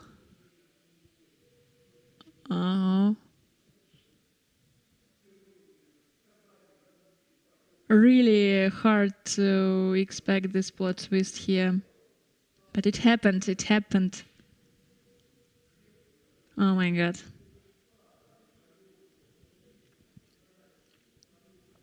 So really every game is very fulfilled in this tournament. So that's the bright side of the situation, you know. Every time something, like every move can turn the tables, and I don't know what to say else. You see that, you understand that, like, Ronak has the best position the whole time right now, the whole time, and the first extra pawn and the second extra pawn, and you know. And in the one moment, small move g5 gives black guarantee. Then they made a perpetual check. And as for white, they should agree to that. Otherwise, they can have a checkmate, by the way. Okay, but no, there is a chances. Check goes away here. So that's really a threat. So you need to, for example, check, but after that you need to create a luft. Sacrifice this pawn, sacrifice that pawn. So. No, that's a 5 pawns in white's favor, because you need to play king f8. What's the difference? I don't know. Takes, check, goes away, takes here, and something very unclear as for me is happening. Okay, so game didn't finish. So game doesn't finish after that, because white has an options. But you know, just to show you how it works, that's a threat. And if you put your pawn somehow, check, and you cannot go ahead because of rook g2 and everything in the place. And you have the only one move to make a draw, except of check, but it's changed nothing. So after another move, I don't know, you'll have a knight f1, and that's checkmate scheme. You know, I think that's strong idea. And g5, you know, so to play g5 you need to calculate everything in advance and realize how it works, and realize why that's not works technically in that particular situation, and make a prevention of playing king g3 f4 in the end of the variation by g5. Grandmasters, I respect them for that moments and in general, so really that's important. Okay, so we have a draw potentially right now. What about fifth board? e1 against Ilya. Looking at the last move, like rook d1, d3. So that's a preparation for Alokhin's gun, I don't know. Maybe queen d1, going away from discovered ideas. But technically, all white pieces are ready to take a pressure for the d pawn. But what's next? Ilya has 5 defenders here to protect everything. Very solid way. So you need to break something, right? To open lines for your pieces and all this stuff. But right now, c4 idea isn't working because there is no pin in d file, because rook d7 is protected enough times. So that's time for positional play.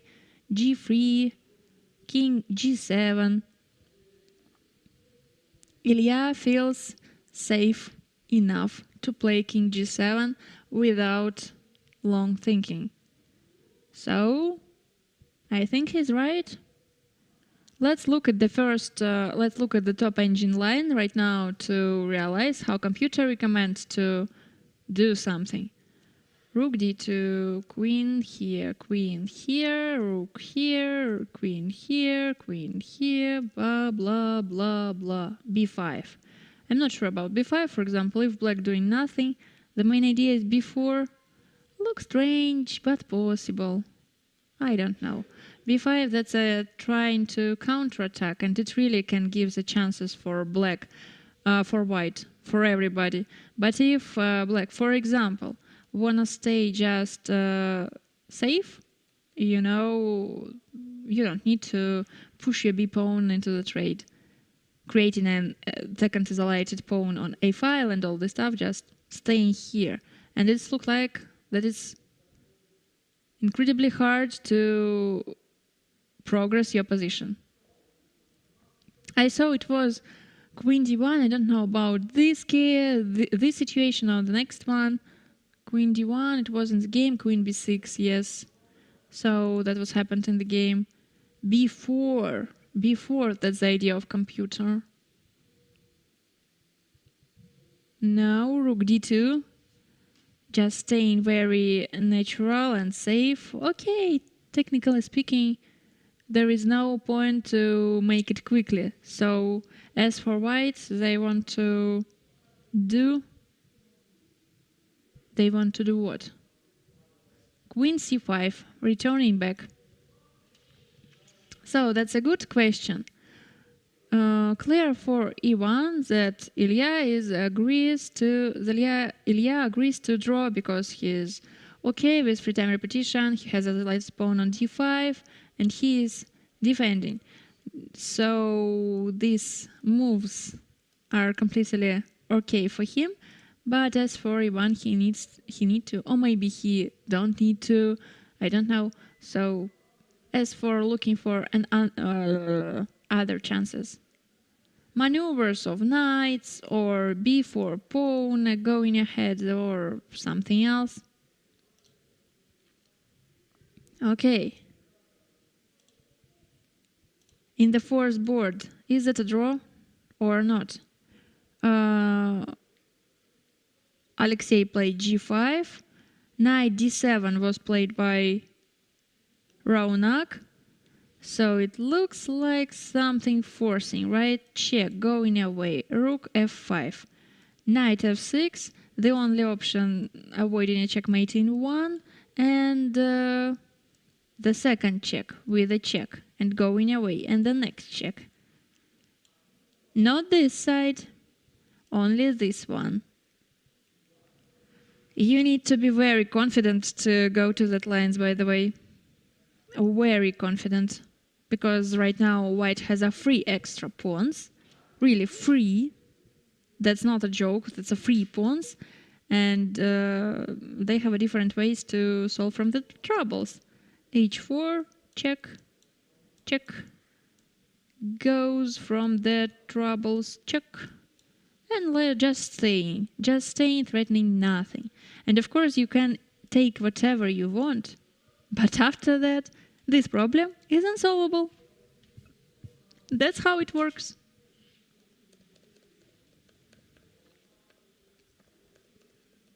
So, knight d7. Time to check. Because that's the only idea of black, honestly speaking, they haven't something else. They need to believe. Believe in success, and in that case, success will come. As for others' ways, trying to protect something, no, it's late to protect. The third board, Arseny against Aram. So it was a very strange variation as we saw last time. Rook c1 and after knight g6, c5. Preparing c6 with discovered check here, so bishop attacked, queen goes away, continuing to threatening that idea. Knight f4, c6. After the trade it would be d6 with a check and c7, so queen d3.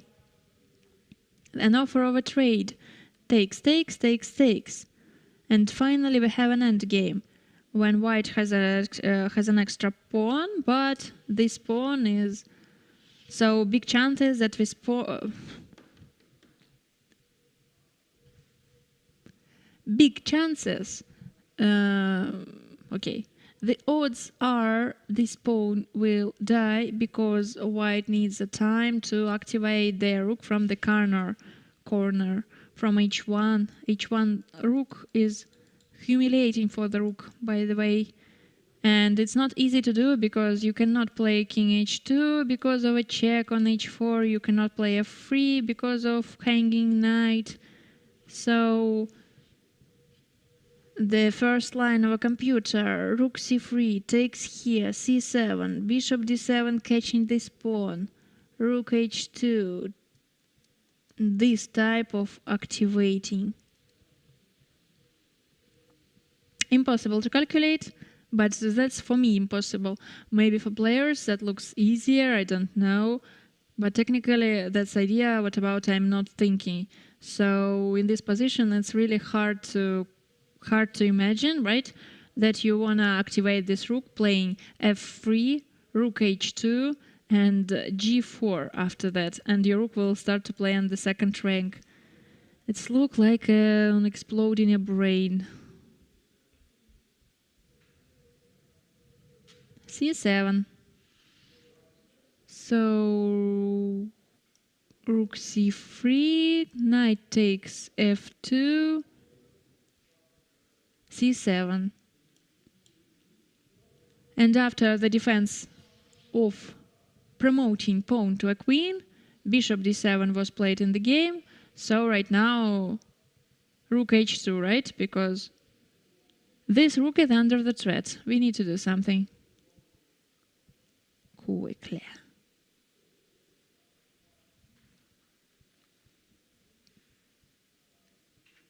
So looks like the only move.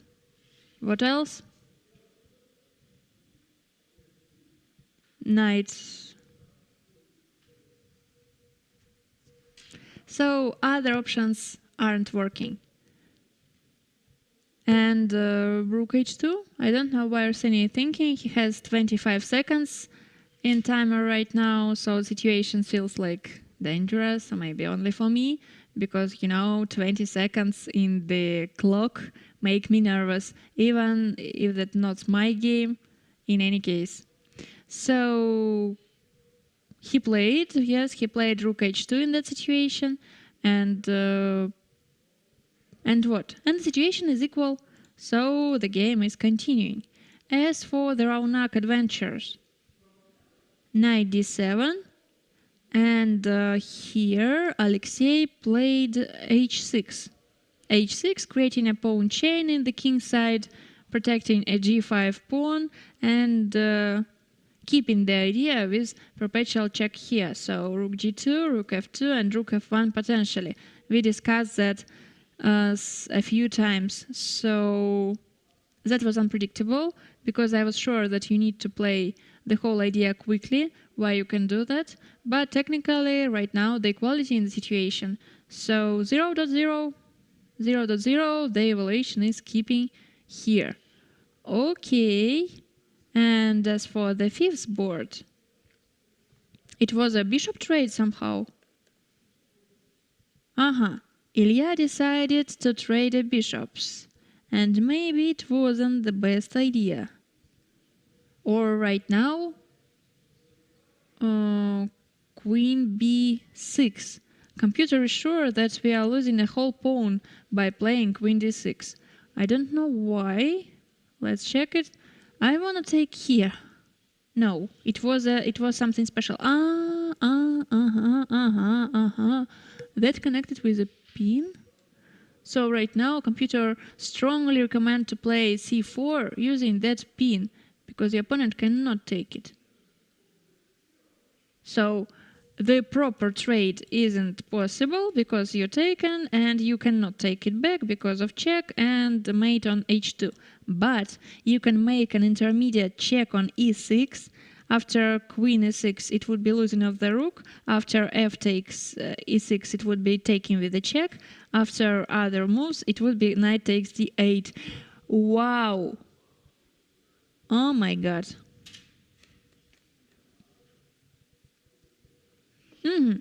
The situation in game between Raunak and Alexei, it looks like everything is going to the perpetual check that we expected for last, I don't know how many moves. So rook made a check on g2. Rook takes a5, rook g2 check, h4. And right now the game is going to the draw, right? So check on f1, king h2, check on f2, and all this idea isn't possible. King cannot stay on h3, not in this current moment, not as others, because knight f1 with a checkmate on h2, that's a very strong and unsolvable problem.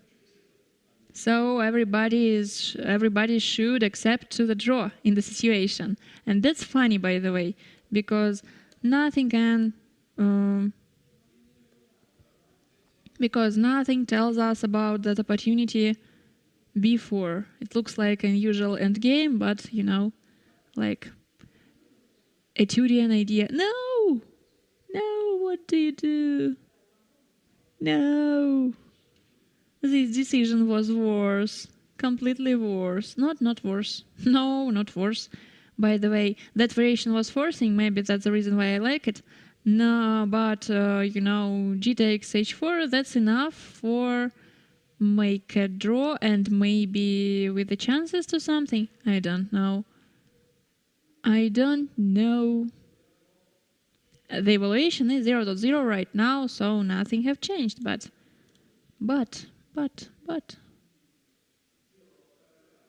Knight takes d5. The third extra pawn. So, check. Goes away. Check. And you cannot go ahead because of knight f1 one more time with the same idea. So why that's a draw? Check. Goes somewhere and g5. So you need to stay here. g5. h5.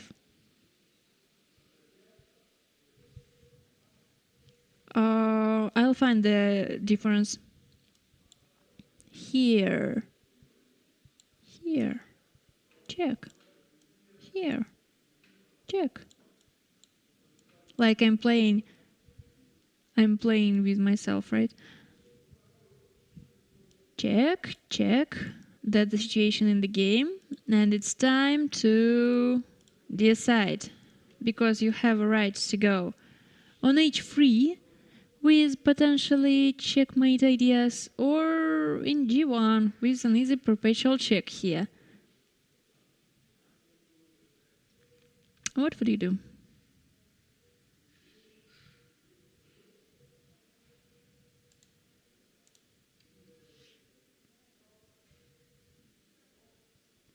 I don't know. I'm not a really risky person. Maybe that's why I haven't a really huge chess achievements.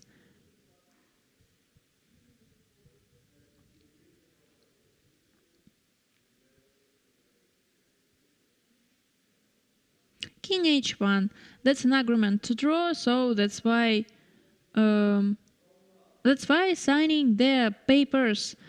Rook h1, that's a decision not to try this stuff. That's a draw stuff, so nothing special.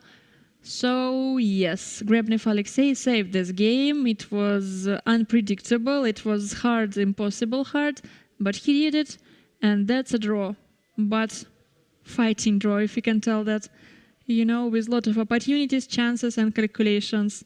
Fun fact that it was an end game. Really unusual thing. Okay, we have two boards right now. Oh my god. So, what's happening here? Nestor Arsenia against Akabian Aram, the third board. Every time that we open, you know, this board is everything breathtaking. So, knight h2, rook h3, knight f2, rook h2. Is that not a free time repetition? That's just a question. Rook d3, bishop b4, counter threat. And the evaluation right now is -4 pawns in black's favor, because that's a check, the only move. And right now, knight g4 is winning the whole game, because after bishop takes f8, we have a bishop b5. And nobody can save this king from the checkmate, right? So rook f2, that's the only move, takes, check, goes away, and takes here. Impossible. Another impossible stuff, because black pieces like forget about this queen, this potential queen, and they just go away because their threats was higher.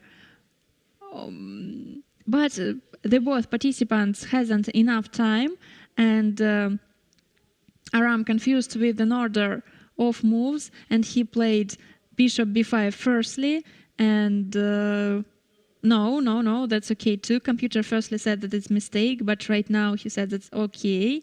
g4, and knight takes g4 takes...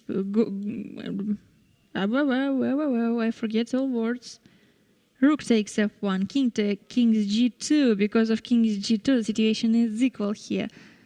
Rook c8, takes, and at the end game with different colored bishops. Oh my god. But that was an opportunity to take here. I don't know, for example, takes here. Not by the rook. That's a draw.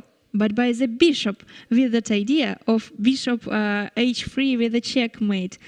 Oh my god. So that's a checkmate threat. You need to attack this rook to avoid it. Rook e1, going away from the trade with the same idea. So you should sacrifice your rook. Takes here, king g2, and I think something like... No, something like bishop a6. That's not enough, because that will be an endgame with an equal number of pieces.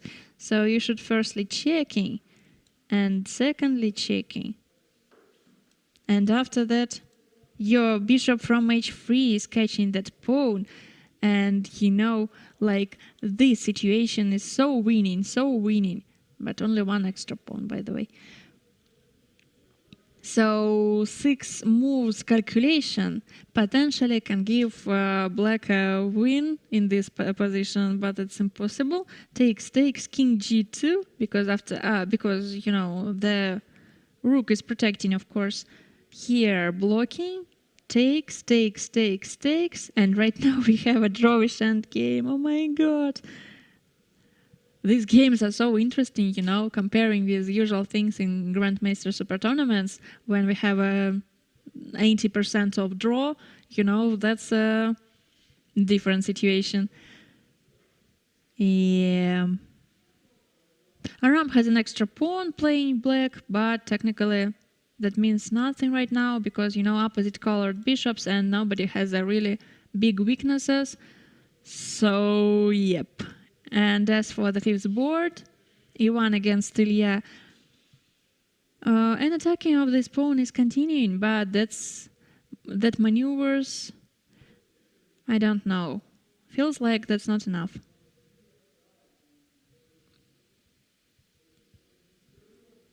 In every game, we have that scream of the computer, like, look at that right now, the chance. And that's funny, by the way.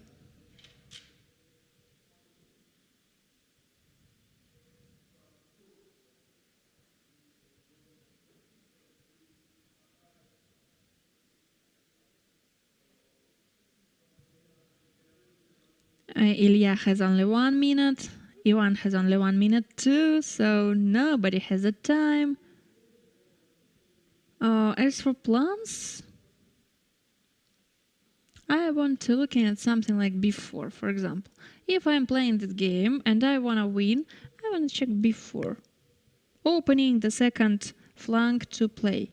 When you try to win, you need more places to create enough threats, because, more threats, harder the defense.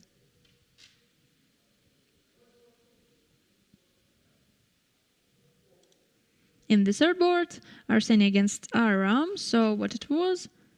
Rook c4, g5, trying to trade something, h5, avoiding that opportunity.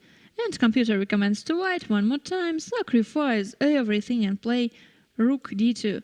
I think the point is that after rook takes h4, it would be g6, yes, with an idea of checkmate. So the only opportunity for black to save that situation is interfering somehow. But what would be after? If you try to go on c file, it would be rook c4. No. Right now it's late. Takes, and opposite colored. Are you sure that's a draw? Technically speaking, black has 2 extra pawns. Why are you sure that it's a draw? I'm not sure. I see these 2 extra pawns. Why the evaluation is 0-0? That's unfair.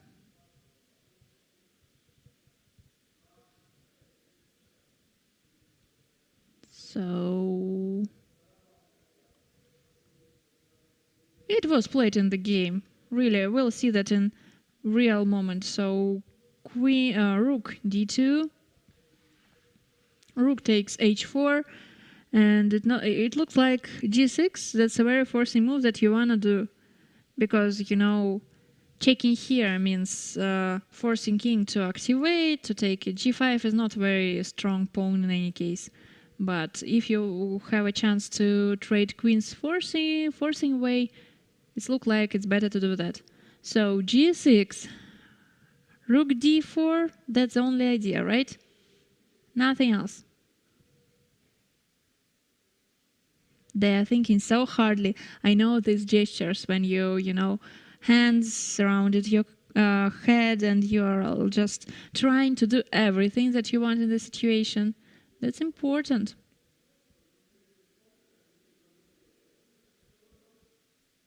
Knight d4, yes. Trade. Takes. As usually people says. Takes.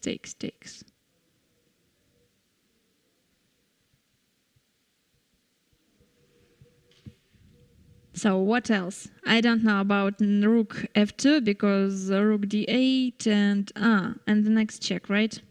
Maybe. Rook d3, king e4, rook goes away, king e5. Another way to feel comfortable about that. Attacking a pawn, for example, rook g2, controlling everything. Till your bishop and pawn alive, you know that king cannot go away, and that's the point. It's very hard for black to create some variation to unleash this king from the corner. No, it was a simple trade here. Rook takes d4, rook takes d4. If it takes d4 and king takes d4. So it looks like the bishop e8. That's the only move here. And, you know, that should be a draw. Of course. But I don't know about theoretical part of that endgame, so we'll look. But there is an option, then they just agree to draw. So I've seen the side of Arseny on his opponent, like, why we are playing it? That's so easy. So I don't know what do you want to have here. Like, that's a beginner open end games. My apologies. Why are we playing here? Why are we not going to take a dinner, to have a dinner or something like that? King f4 takes, king f4. So he's going to g5.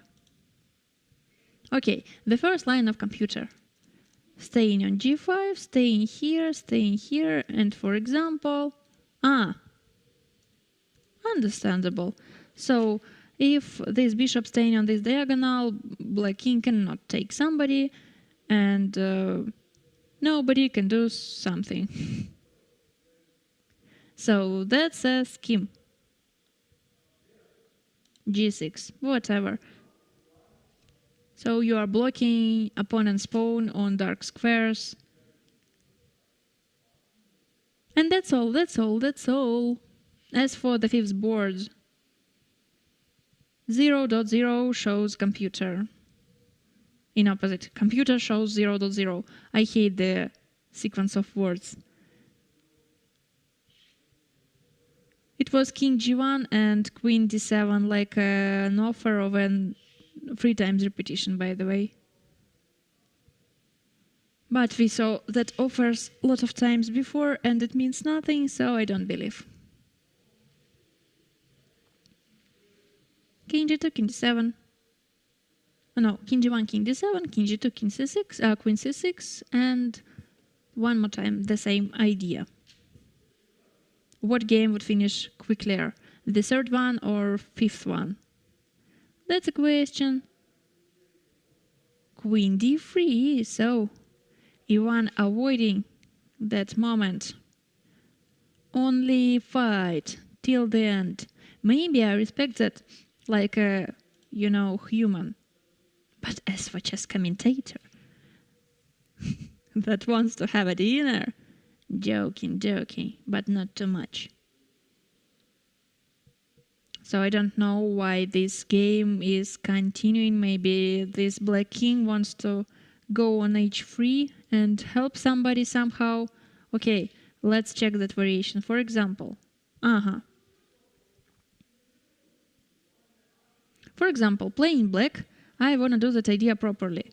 Staying here, going here, staying here. Going here, wants to stay on h3 and help my own pawn here. I don't know. Want to go from this side.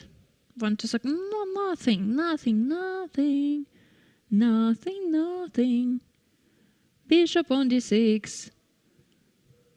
I'm sure that I can make a draw in this position in the third board, even me. So I'm confident about my own forces here. Of course, that's easy for Grandmaster.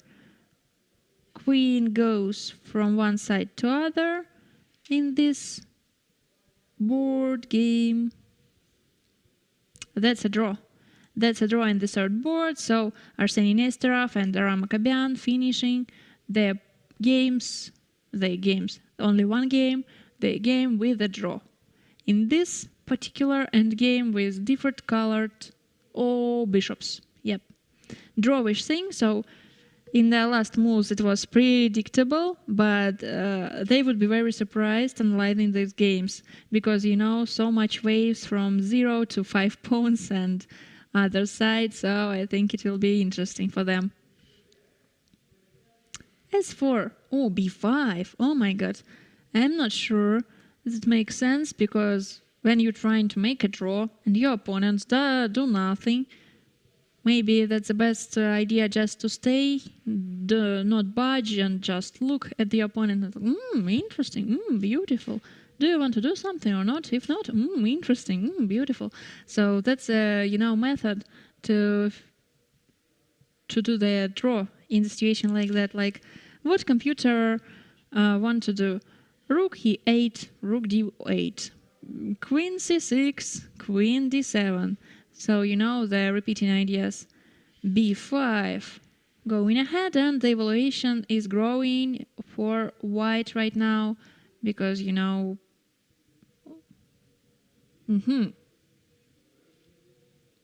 Knight takes g6. Knight takes g6. Do we see that? I don't know. Let's imagine how it works. Knight takes g6. F takes g6. Rook takes g6. King f7. Rook h6. Risky idea because technically that's an extra knight. King e7. Rook f4 attacking that. Rook f8. And 0.0 here.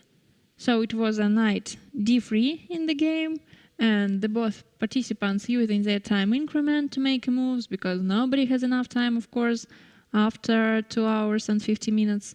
Usually they have the same time situation only after 4 hours. But right now we have so-called fast classic control. That means that everybody has only 60 minutes in the beginning of the game. So that's why time trouble things becomes earlier than we got used to. Knight d3.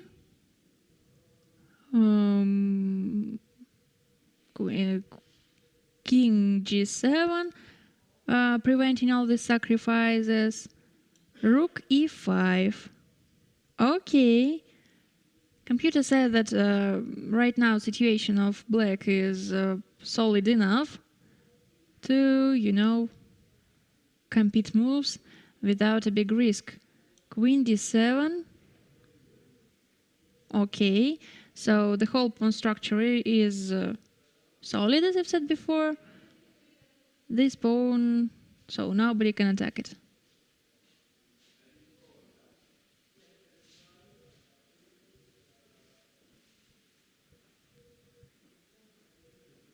Knight returned to f4, attacking isolated pawn, but technically 4 attackers, 4 defenders. The number of pieces is equal. That's a 54th move, and you see the arbiter who is ready to give them the next papers, because every paper consists of 60 blanks for moves.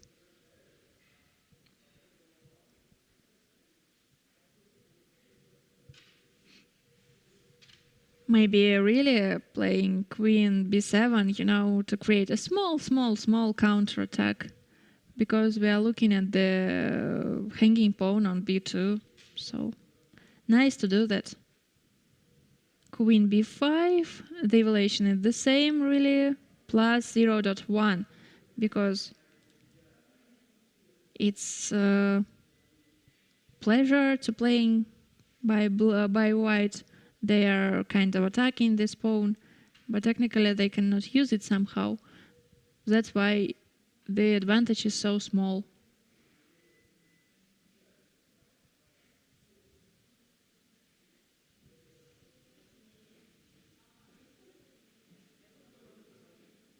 Okay.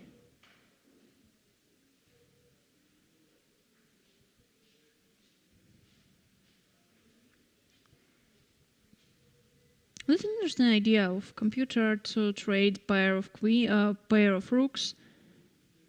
Of course, that's.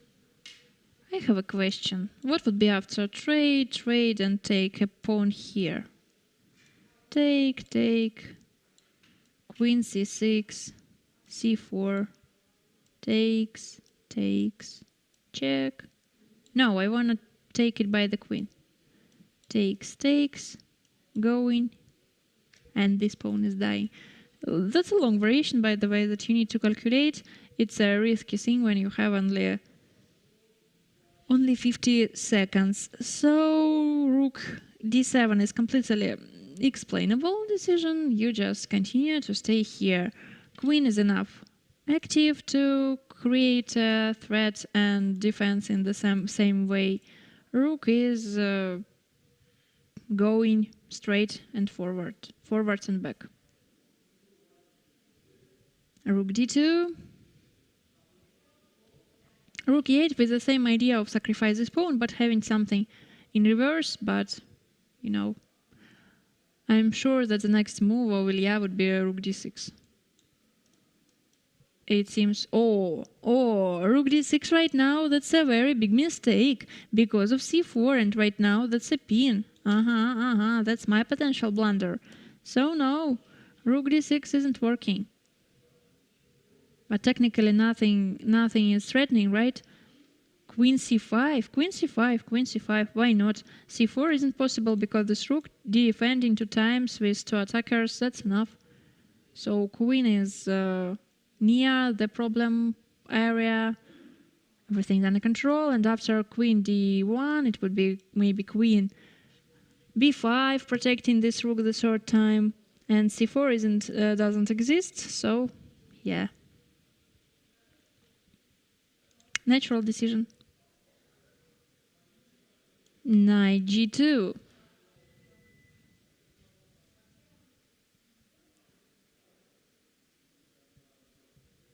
I don't know. I think in other games we finish our limits to interesting plot twists, and right now that game would be the boringest in our experience of the tournament.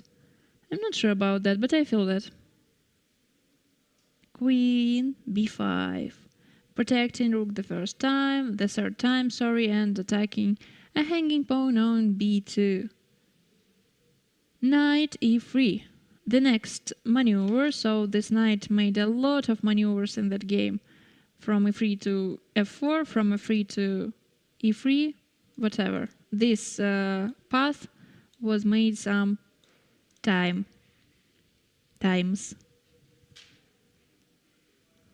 Okay.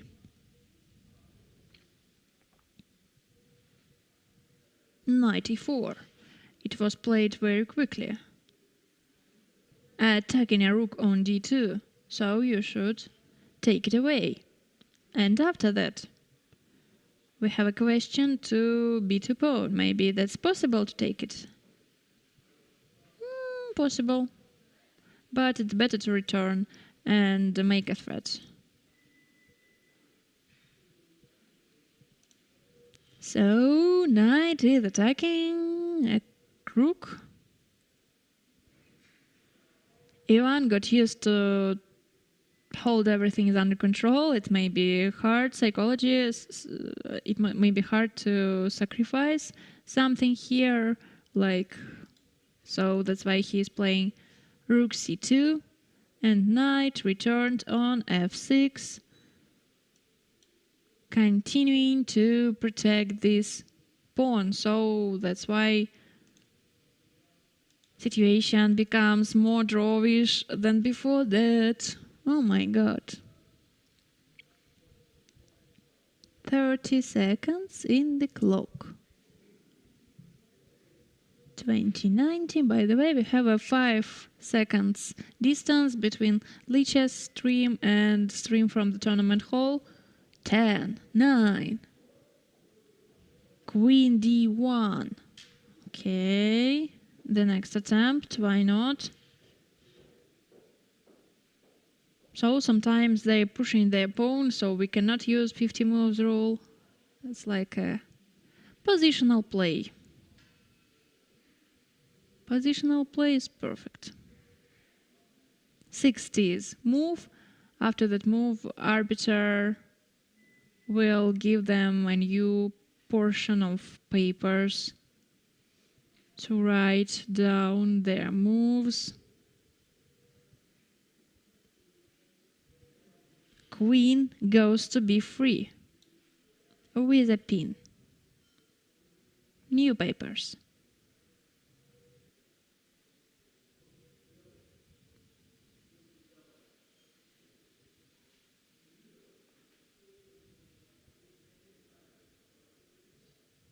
Why not?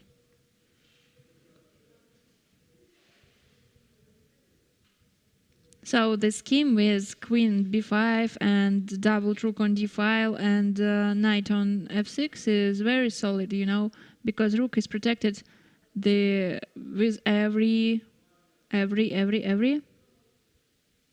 piece.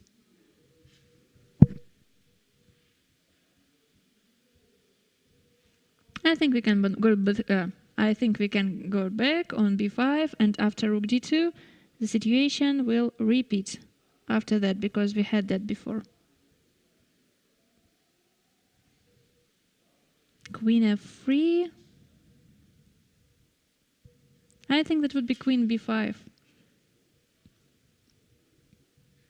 Because Ilya agrees to draw right now. And that will be the next repetition of the position. You know, yes, queen b5, queen f4. Queen f4. Going somewhere.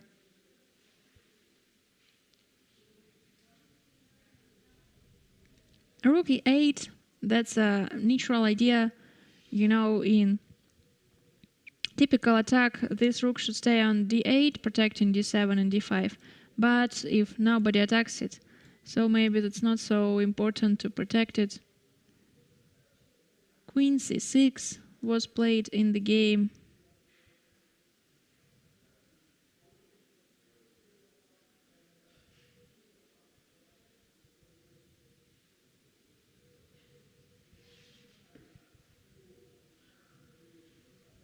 Rook returned to d2 square. I'm sure that would be queen b5. Oh, queen b5, queen b5. That's not possible because of the check. So this queen should protect knight. Otherwise it would be knight b5 and queen g5 and taking here. Another trap. Oh, that's interesting. Interesting. I like that. Okay, so what do you think about knight e4? Rook d1 and returning. So yeah, that's really important not to forget about that idea with knight f5 and queen g5 with a double attack potentially, because that's easy to lose. And there are so much blunders in the tournament that I know that can be. But queen goes to e6, protecting black knight, protecting everybody, protecting everything.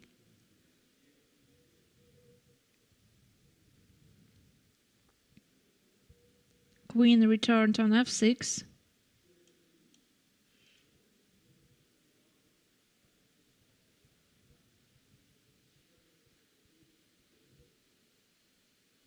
.0. Nothing have changed.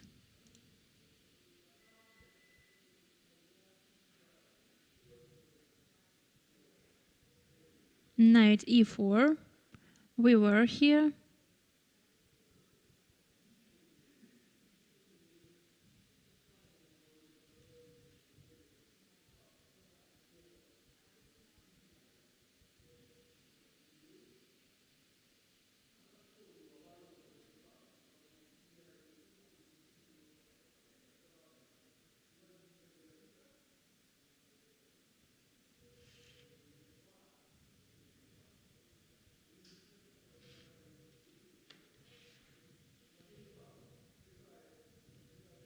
So rook goes on e2, and potentially that's a problem with the pin. So knight d5 right now is kind of threat. I think so. Like knight d5, rook d5, and rook takes e4. What do you think about f5 idea? Bad. Huge mistake. The better one is going away on a6, right? So knight d5, knight g3. Nothing special.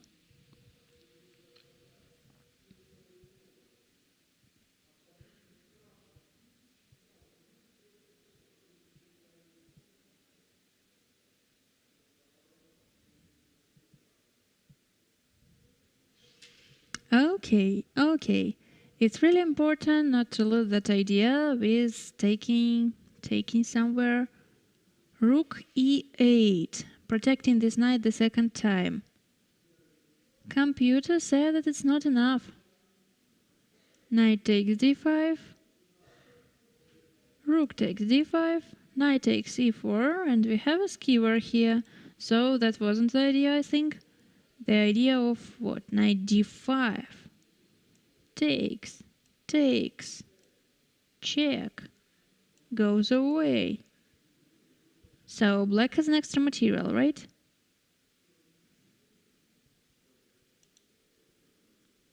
I don't understand the motivation of playing that for the... Ivan didn't decide to make the sacrifice. He played queen g2. He has 6 seconds before that move, so that's really dangerous moment. Okay. Knight returned on f6, right? Right. And right now we have another 0.0. So how many moves? Pawns don't budge. I wanna check it. The last moment when someone goes ahead. It was 51 move with a trade of somebody here. Train of pawns, so 51. 66. Only 15 moves. But we need 50 to accept the draw.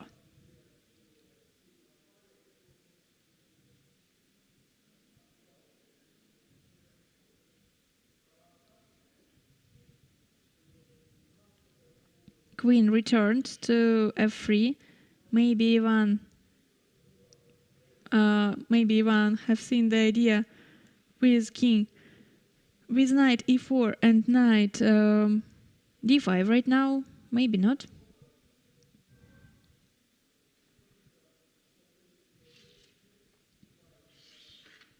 I don't know about the whole idea with that.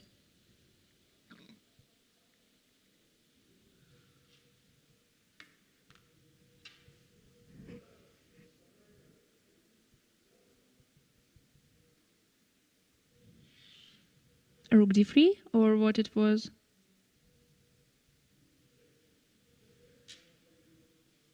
I didn't see the precise move. What made... that's another situation. So right here, knight e4. I don't know why I showed you another thing.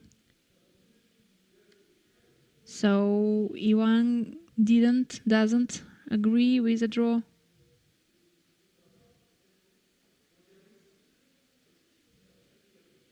Queen d1. He's continuing his idea.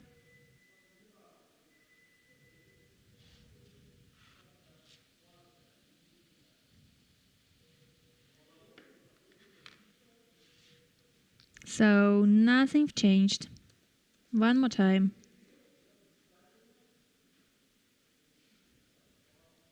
Attacking, returning, and I think it would be something like b4 in the next attempt of winning something, but I'm not sure. So that's why we're making 5 minutes break right now, just to drink something. Haha, that's not a coffee.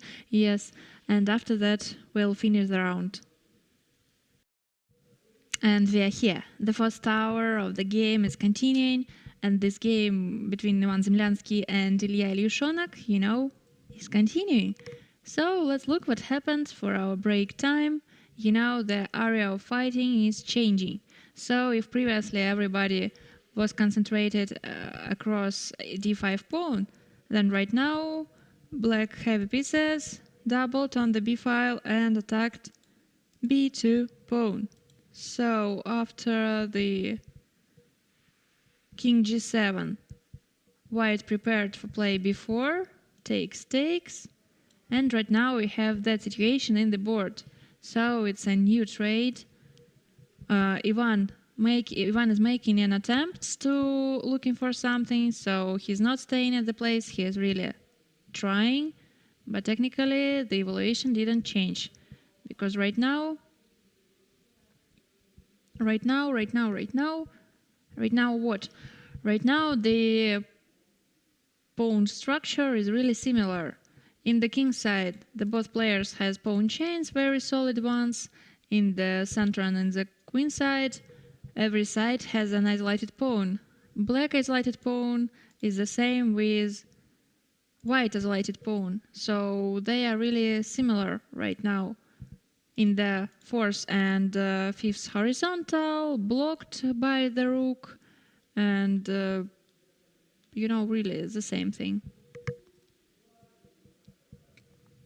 So it was 79th move, if I remember right. The longest game of this tournament contained of 84 move, so I'm sure that this game would be the longest finally.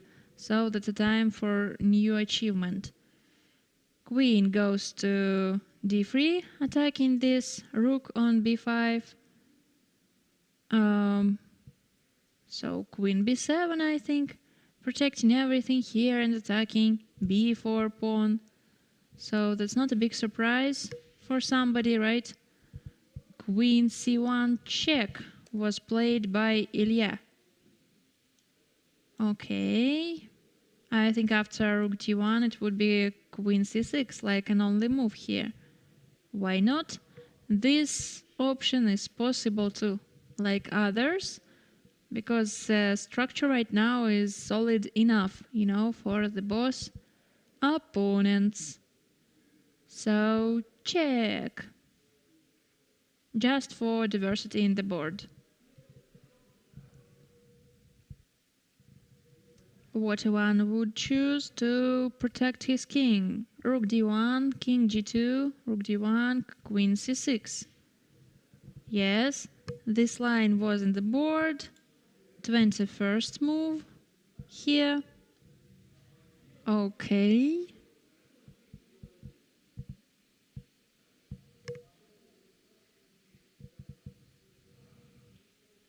Rook f4, for example, that's an interesting idea.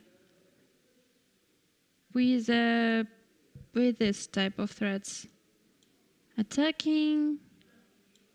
No, that's not a defense. By the way, black has enough counterattack for this position, so everything is under control. I told you this phrase like 100 times for this day. Rook f2, f4 was played, yep.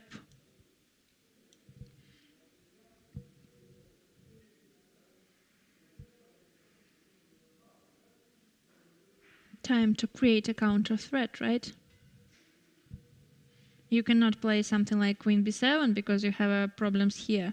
Rook b6, rook f6, king f6, queen d4 check, and that's a checkmated position.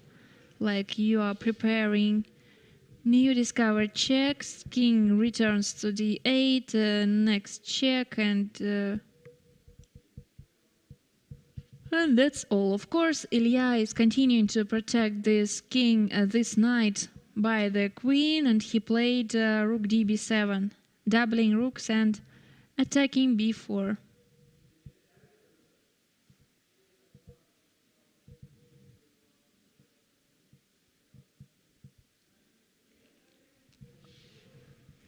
Computer recommends to play knight c2, but it's, hard to expect that knight c2 goes to winning chances. Rook b1. So, roles in the board are changed. Previously, Ivan took pressure on the isolated pawn on d5, and right now black is taking pressure on the isolated pawn b4.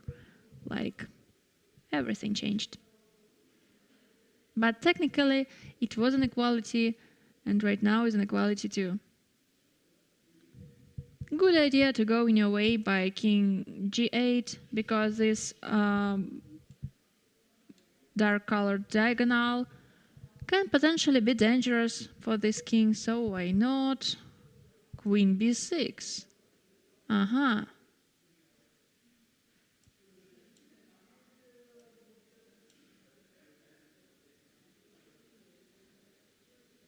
Attacking this pawn the third time. So Ivan should protect it. Rook d4. Rook d4, attacking the isolated pawn here.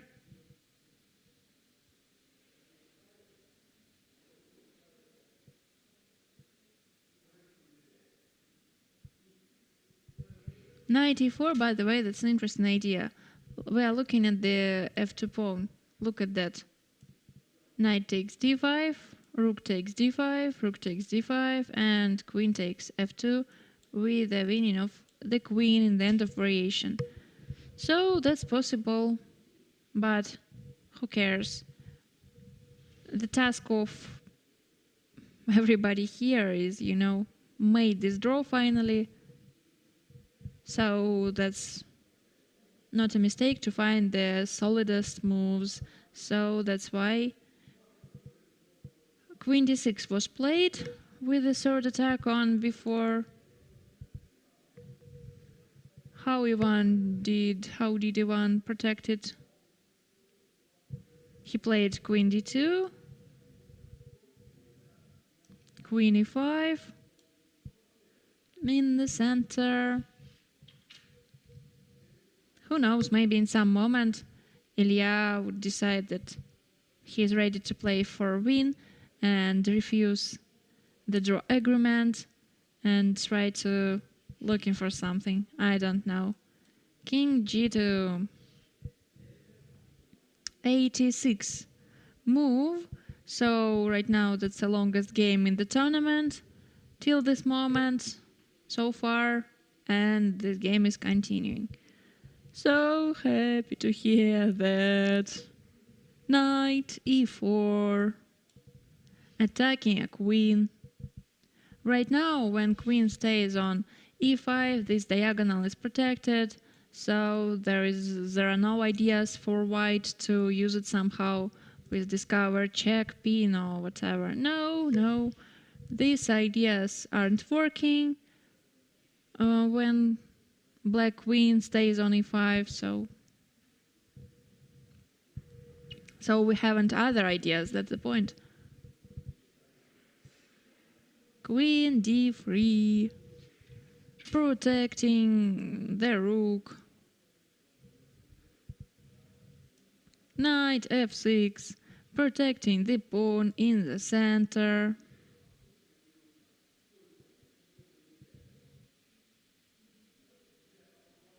My tone of voice is not the perfect tone of voice for commentator. I know that. But I'm not only commentator. I'm a human. Joking. I'm not a human. I'm a robot. And I'm here to conquer this planet. Don't talk anybody, please. Queen c3. So that's a good time to return on e4. Yeah, Elia made this in the game. So knight e4, attacking this queen. If white play queen b2, it would be knight in the center. Queen d3, attacking this pawn. So knight f6, right? Knight f6. That's the second repetition of the situation, like many times in a process of this game. But maybe this moment would be successful and we'll decide, no, we not. Knight c2. Okay. You know, technically, I adore this feature of character, speaking about not only chess player, but all humans, like when they so confident and so aim-oriented that they are ready to continue their efforts. But right now, in that particular moment, I'm not sure that I'm ready for that. Knight c2. That was the 90s move. White hasn't real chances to looking for something for winning. So that's maneuvers just to exist.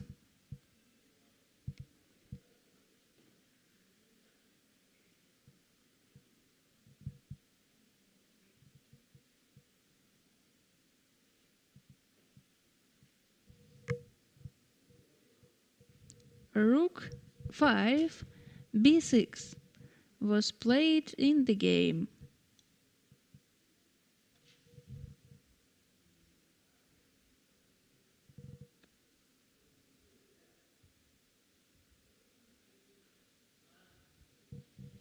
So I hope they are enjoying the process.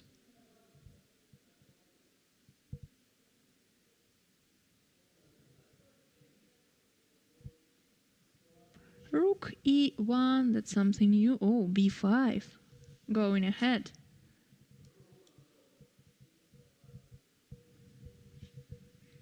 You know, if we are looking at this path of pawn like a computer game, so you made 2 steps.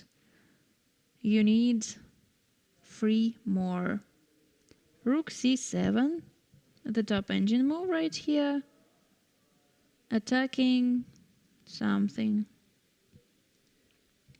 Rook goes on c5 square, because that's the most comfortable place for her. Protecting d5, attacking b5. So why not?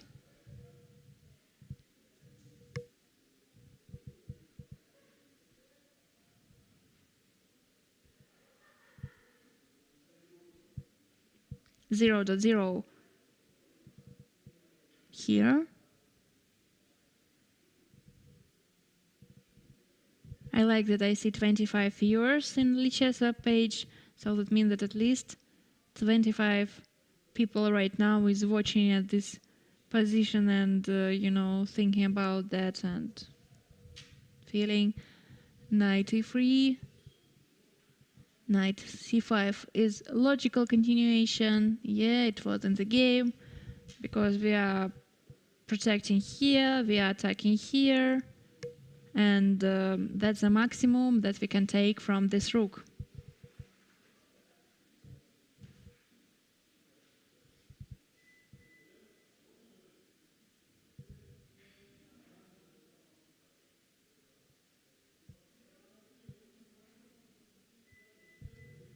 Rook db4, that's a possible variation, so attacking from c3 and returning, or something else. Rook b4 was in the game.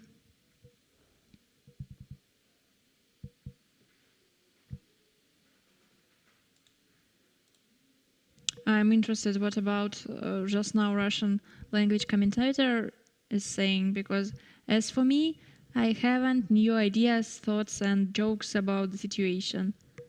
Maybe that's, I don't know, lack of experience as a commentator. I think in Russian language it can be easier than in English, but technically I'm not sure about that. In my mind, that's a really drawish situation. But, you know, professionals are professionals. Knight returned on e4. Just for fun, I can count how many times from this game this knight was on e4.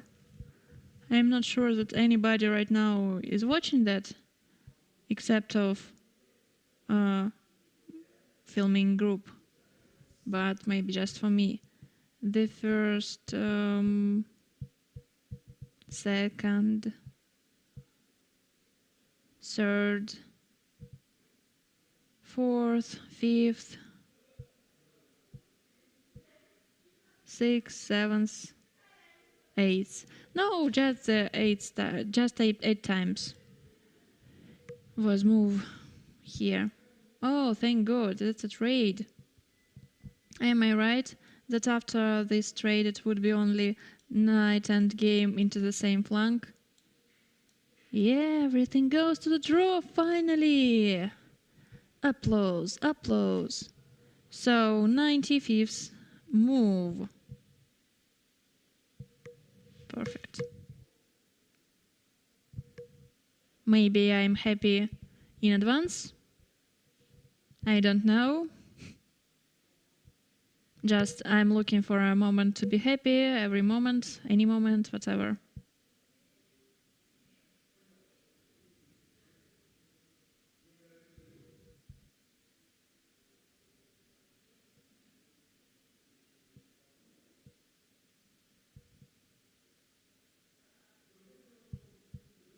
Ilya is thinking, he has two options, you know, protecting this pawn or just trading everything here. I'd prefer trade everything. Computer said that the both variations goes to the draw, 0-0 in any case. Knight c3. That's a double attack. Maybe that's an attempt to win something. That's a revenge. Rook c1, for example. Rook b takes b5. Technically, right now we have an extra pawn. Rook d3. Rook b3. Sounds interesting. Maybe knight takes d5. No, that's not working because that's a double attack. So it's time to look in something for Ilya, right? Knight c3, knight c3, that's an idea. Rook c1. So maybe. Rook b takes b5. And right now we have a different roles. Ilya has an extra pawn in the 96 move. And Ivan should defend very careful. Rook d3. Attacking. So there is only one trap that can change the result of the game here. That's about rook b3 and yes, that's a draw. Congratulations! for me, for them, for all of us. So in 97th move after knight e4, that's a draw. And our 5th round was finished. Ta-da-da-dum, ta-da-da-dum. In 1 hour 25 minutes we'll start the 6th round of the tournament. So thanks for the situation. We haven't time to have a dinner, whatever. That's not so important to share the information with you. But technically, that's the longest round, the longest game, but the same result. So the 6th round will be in 4 p.m. today, because fast classic control led us to have 2 rounds per every day, and it's hard but quickly. So the whole tournament consists of 5 days. Right now we are finishing our stream. Thank you for watching if you are watching, and see you. Goodbye.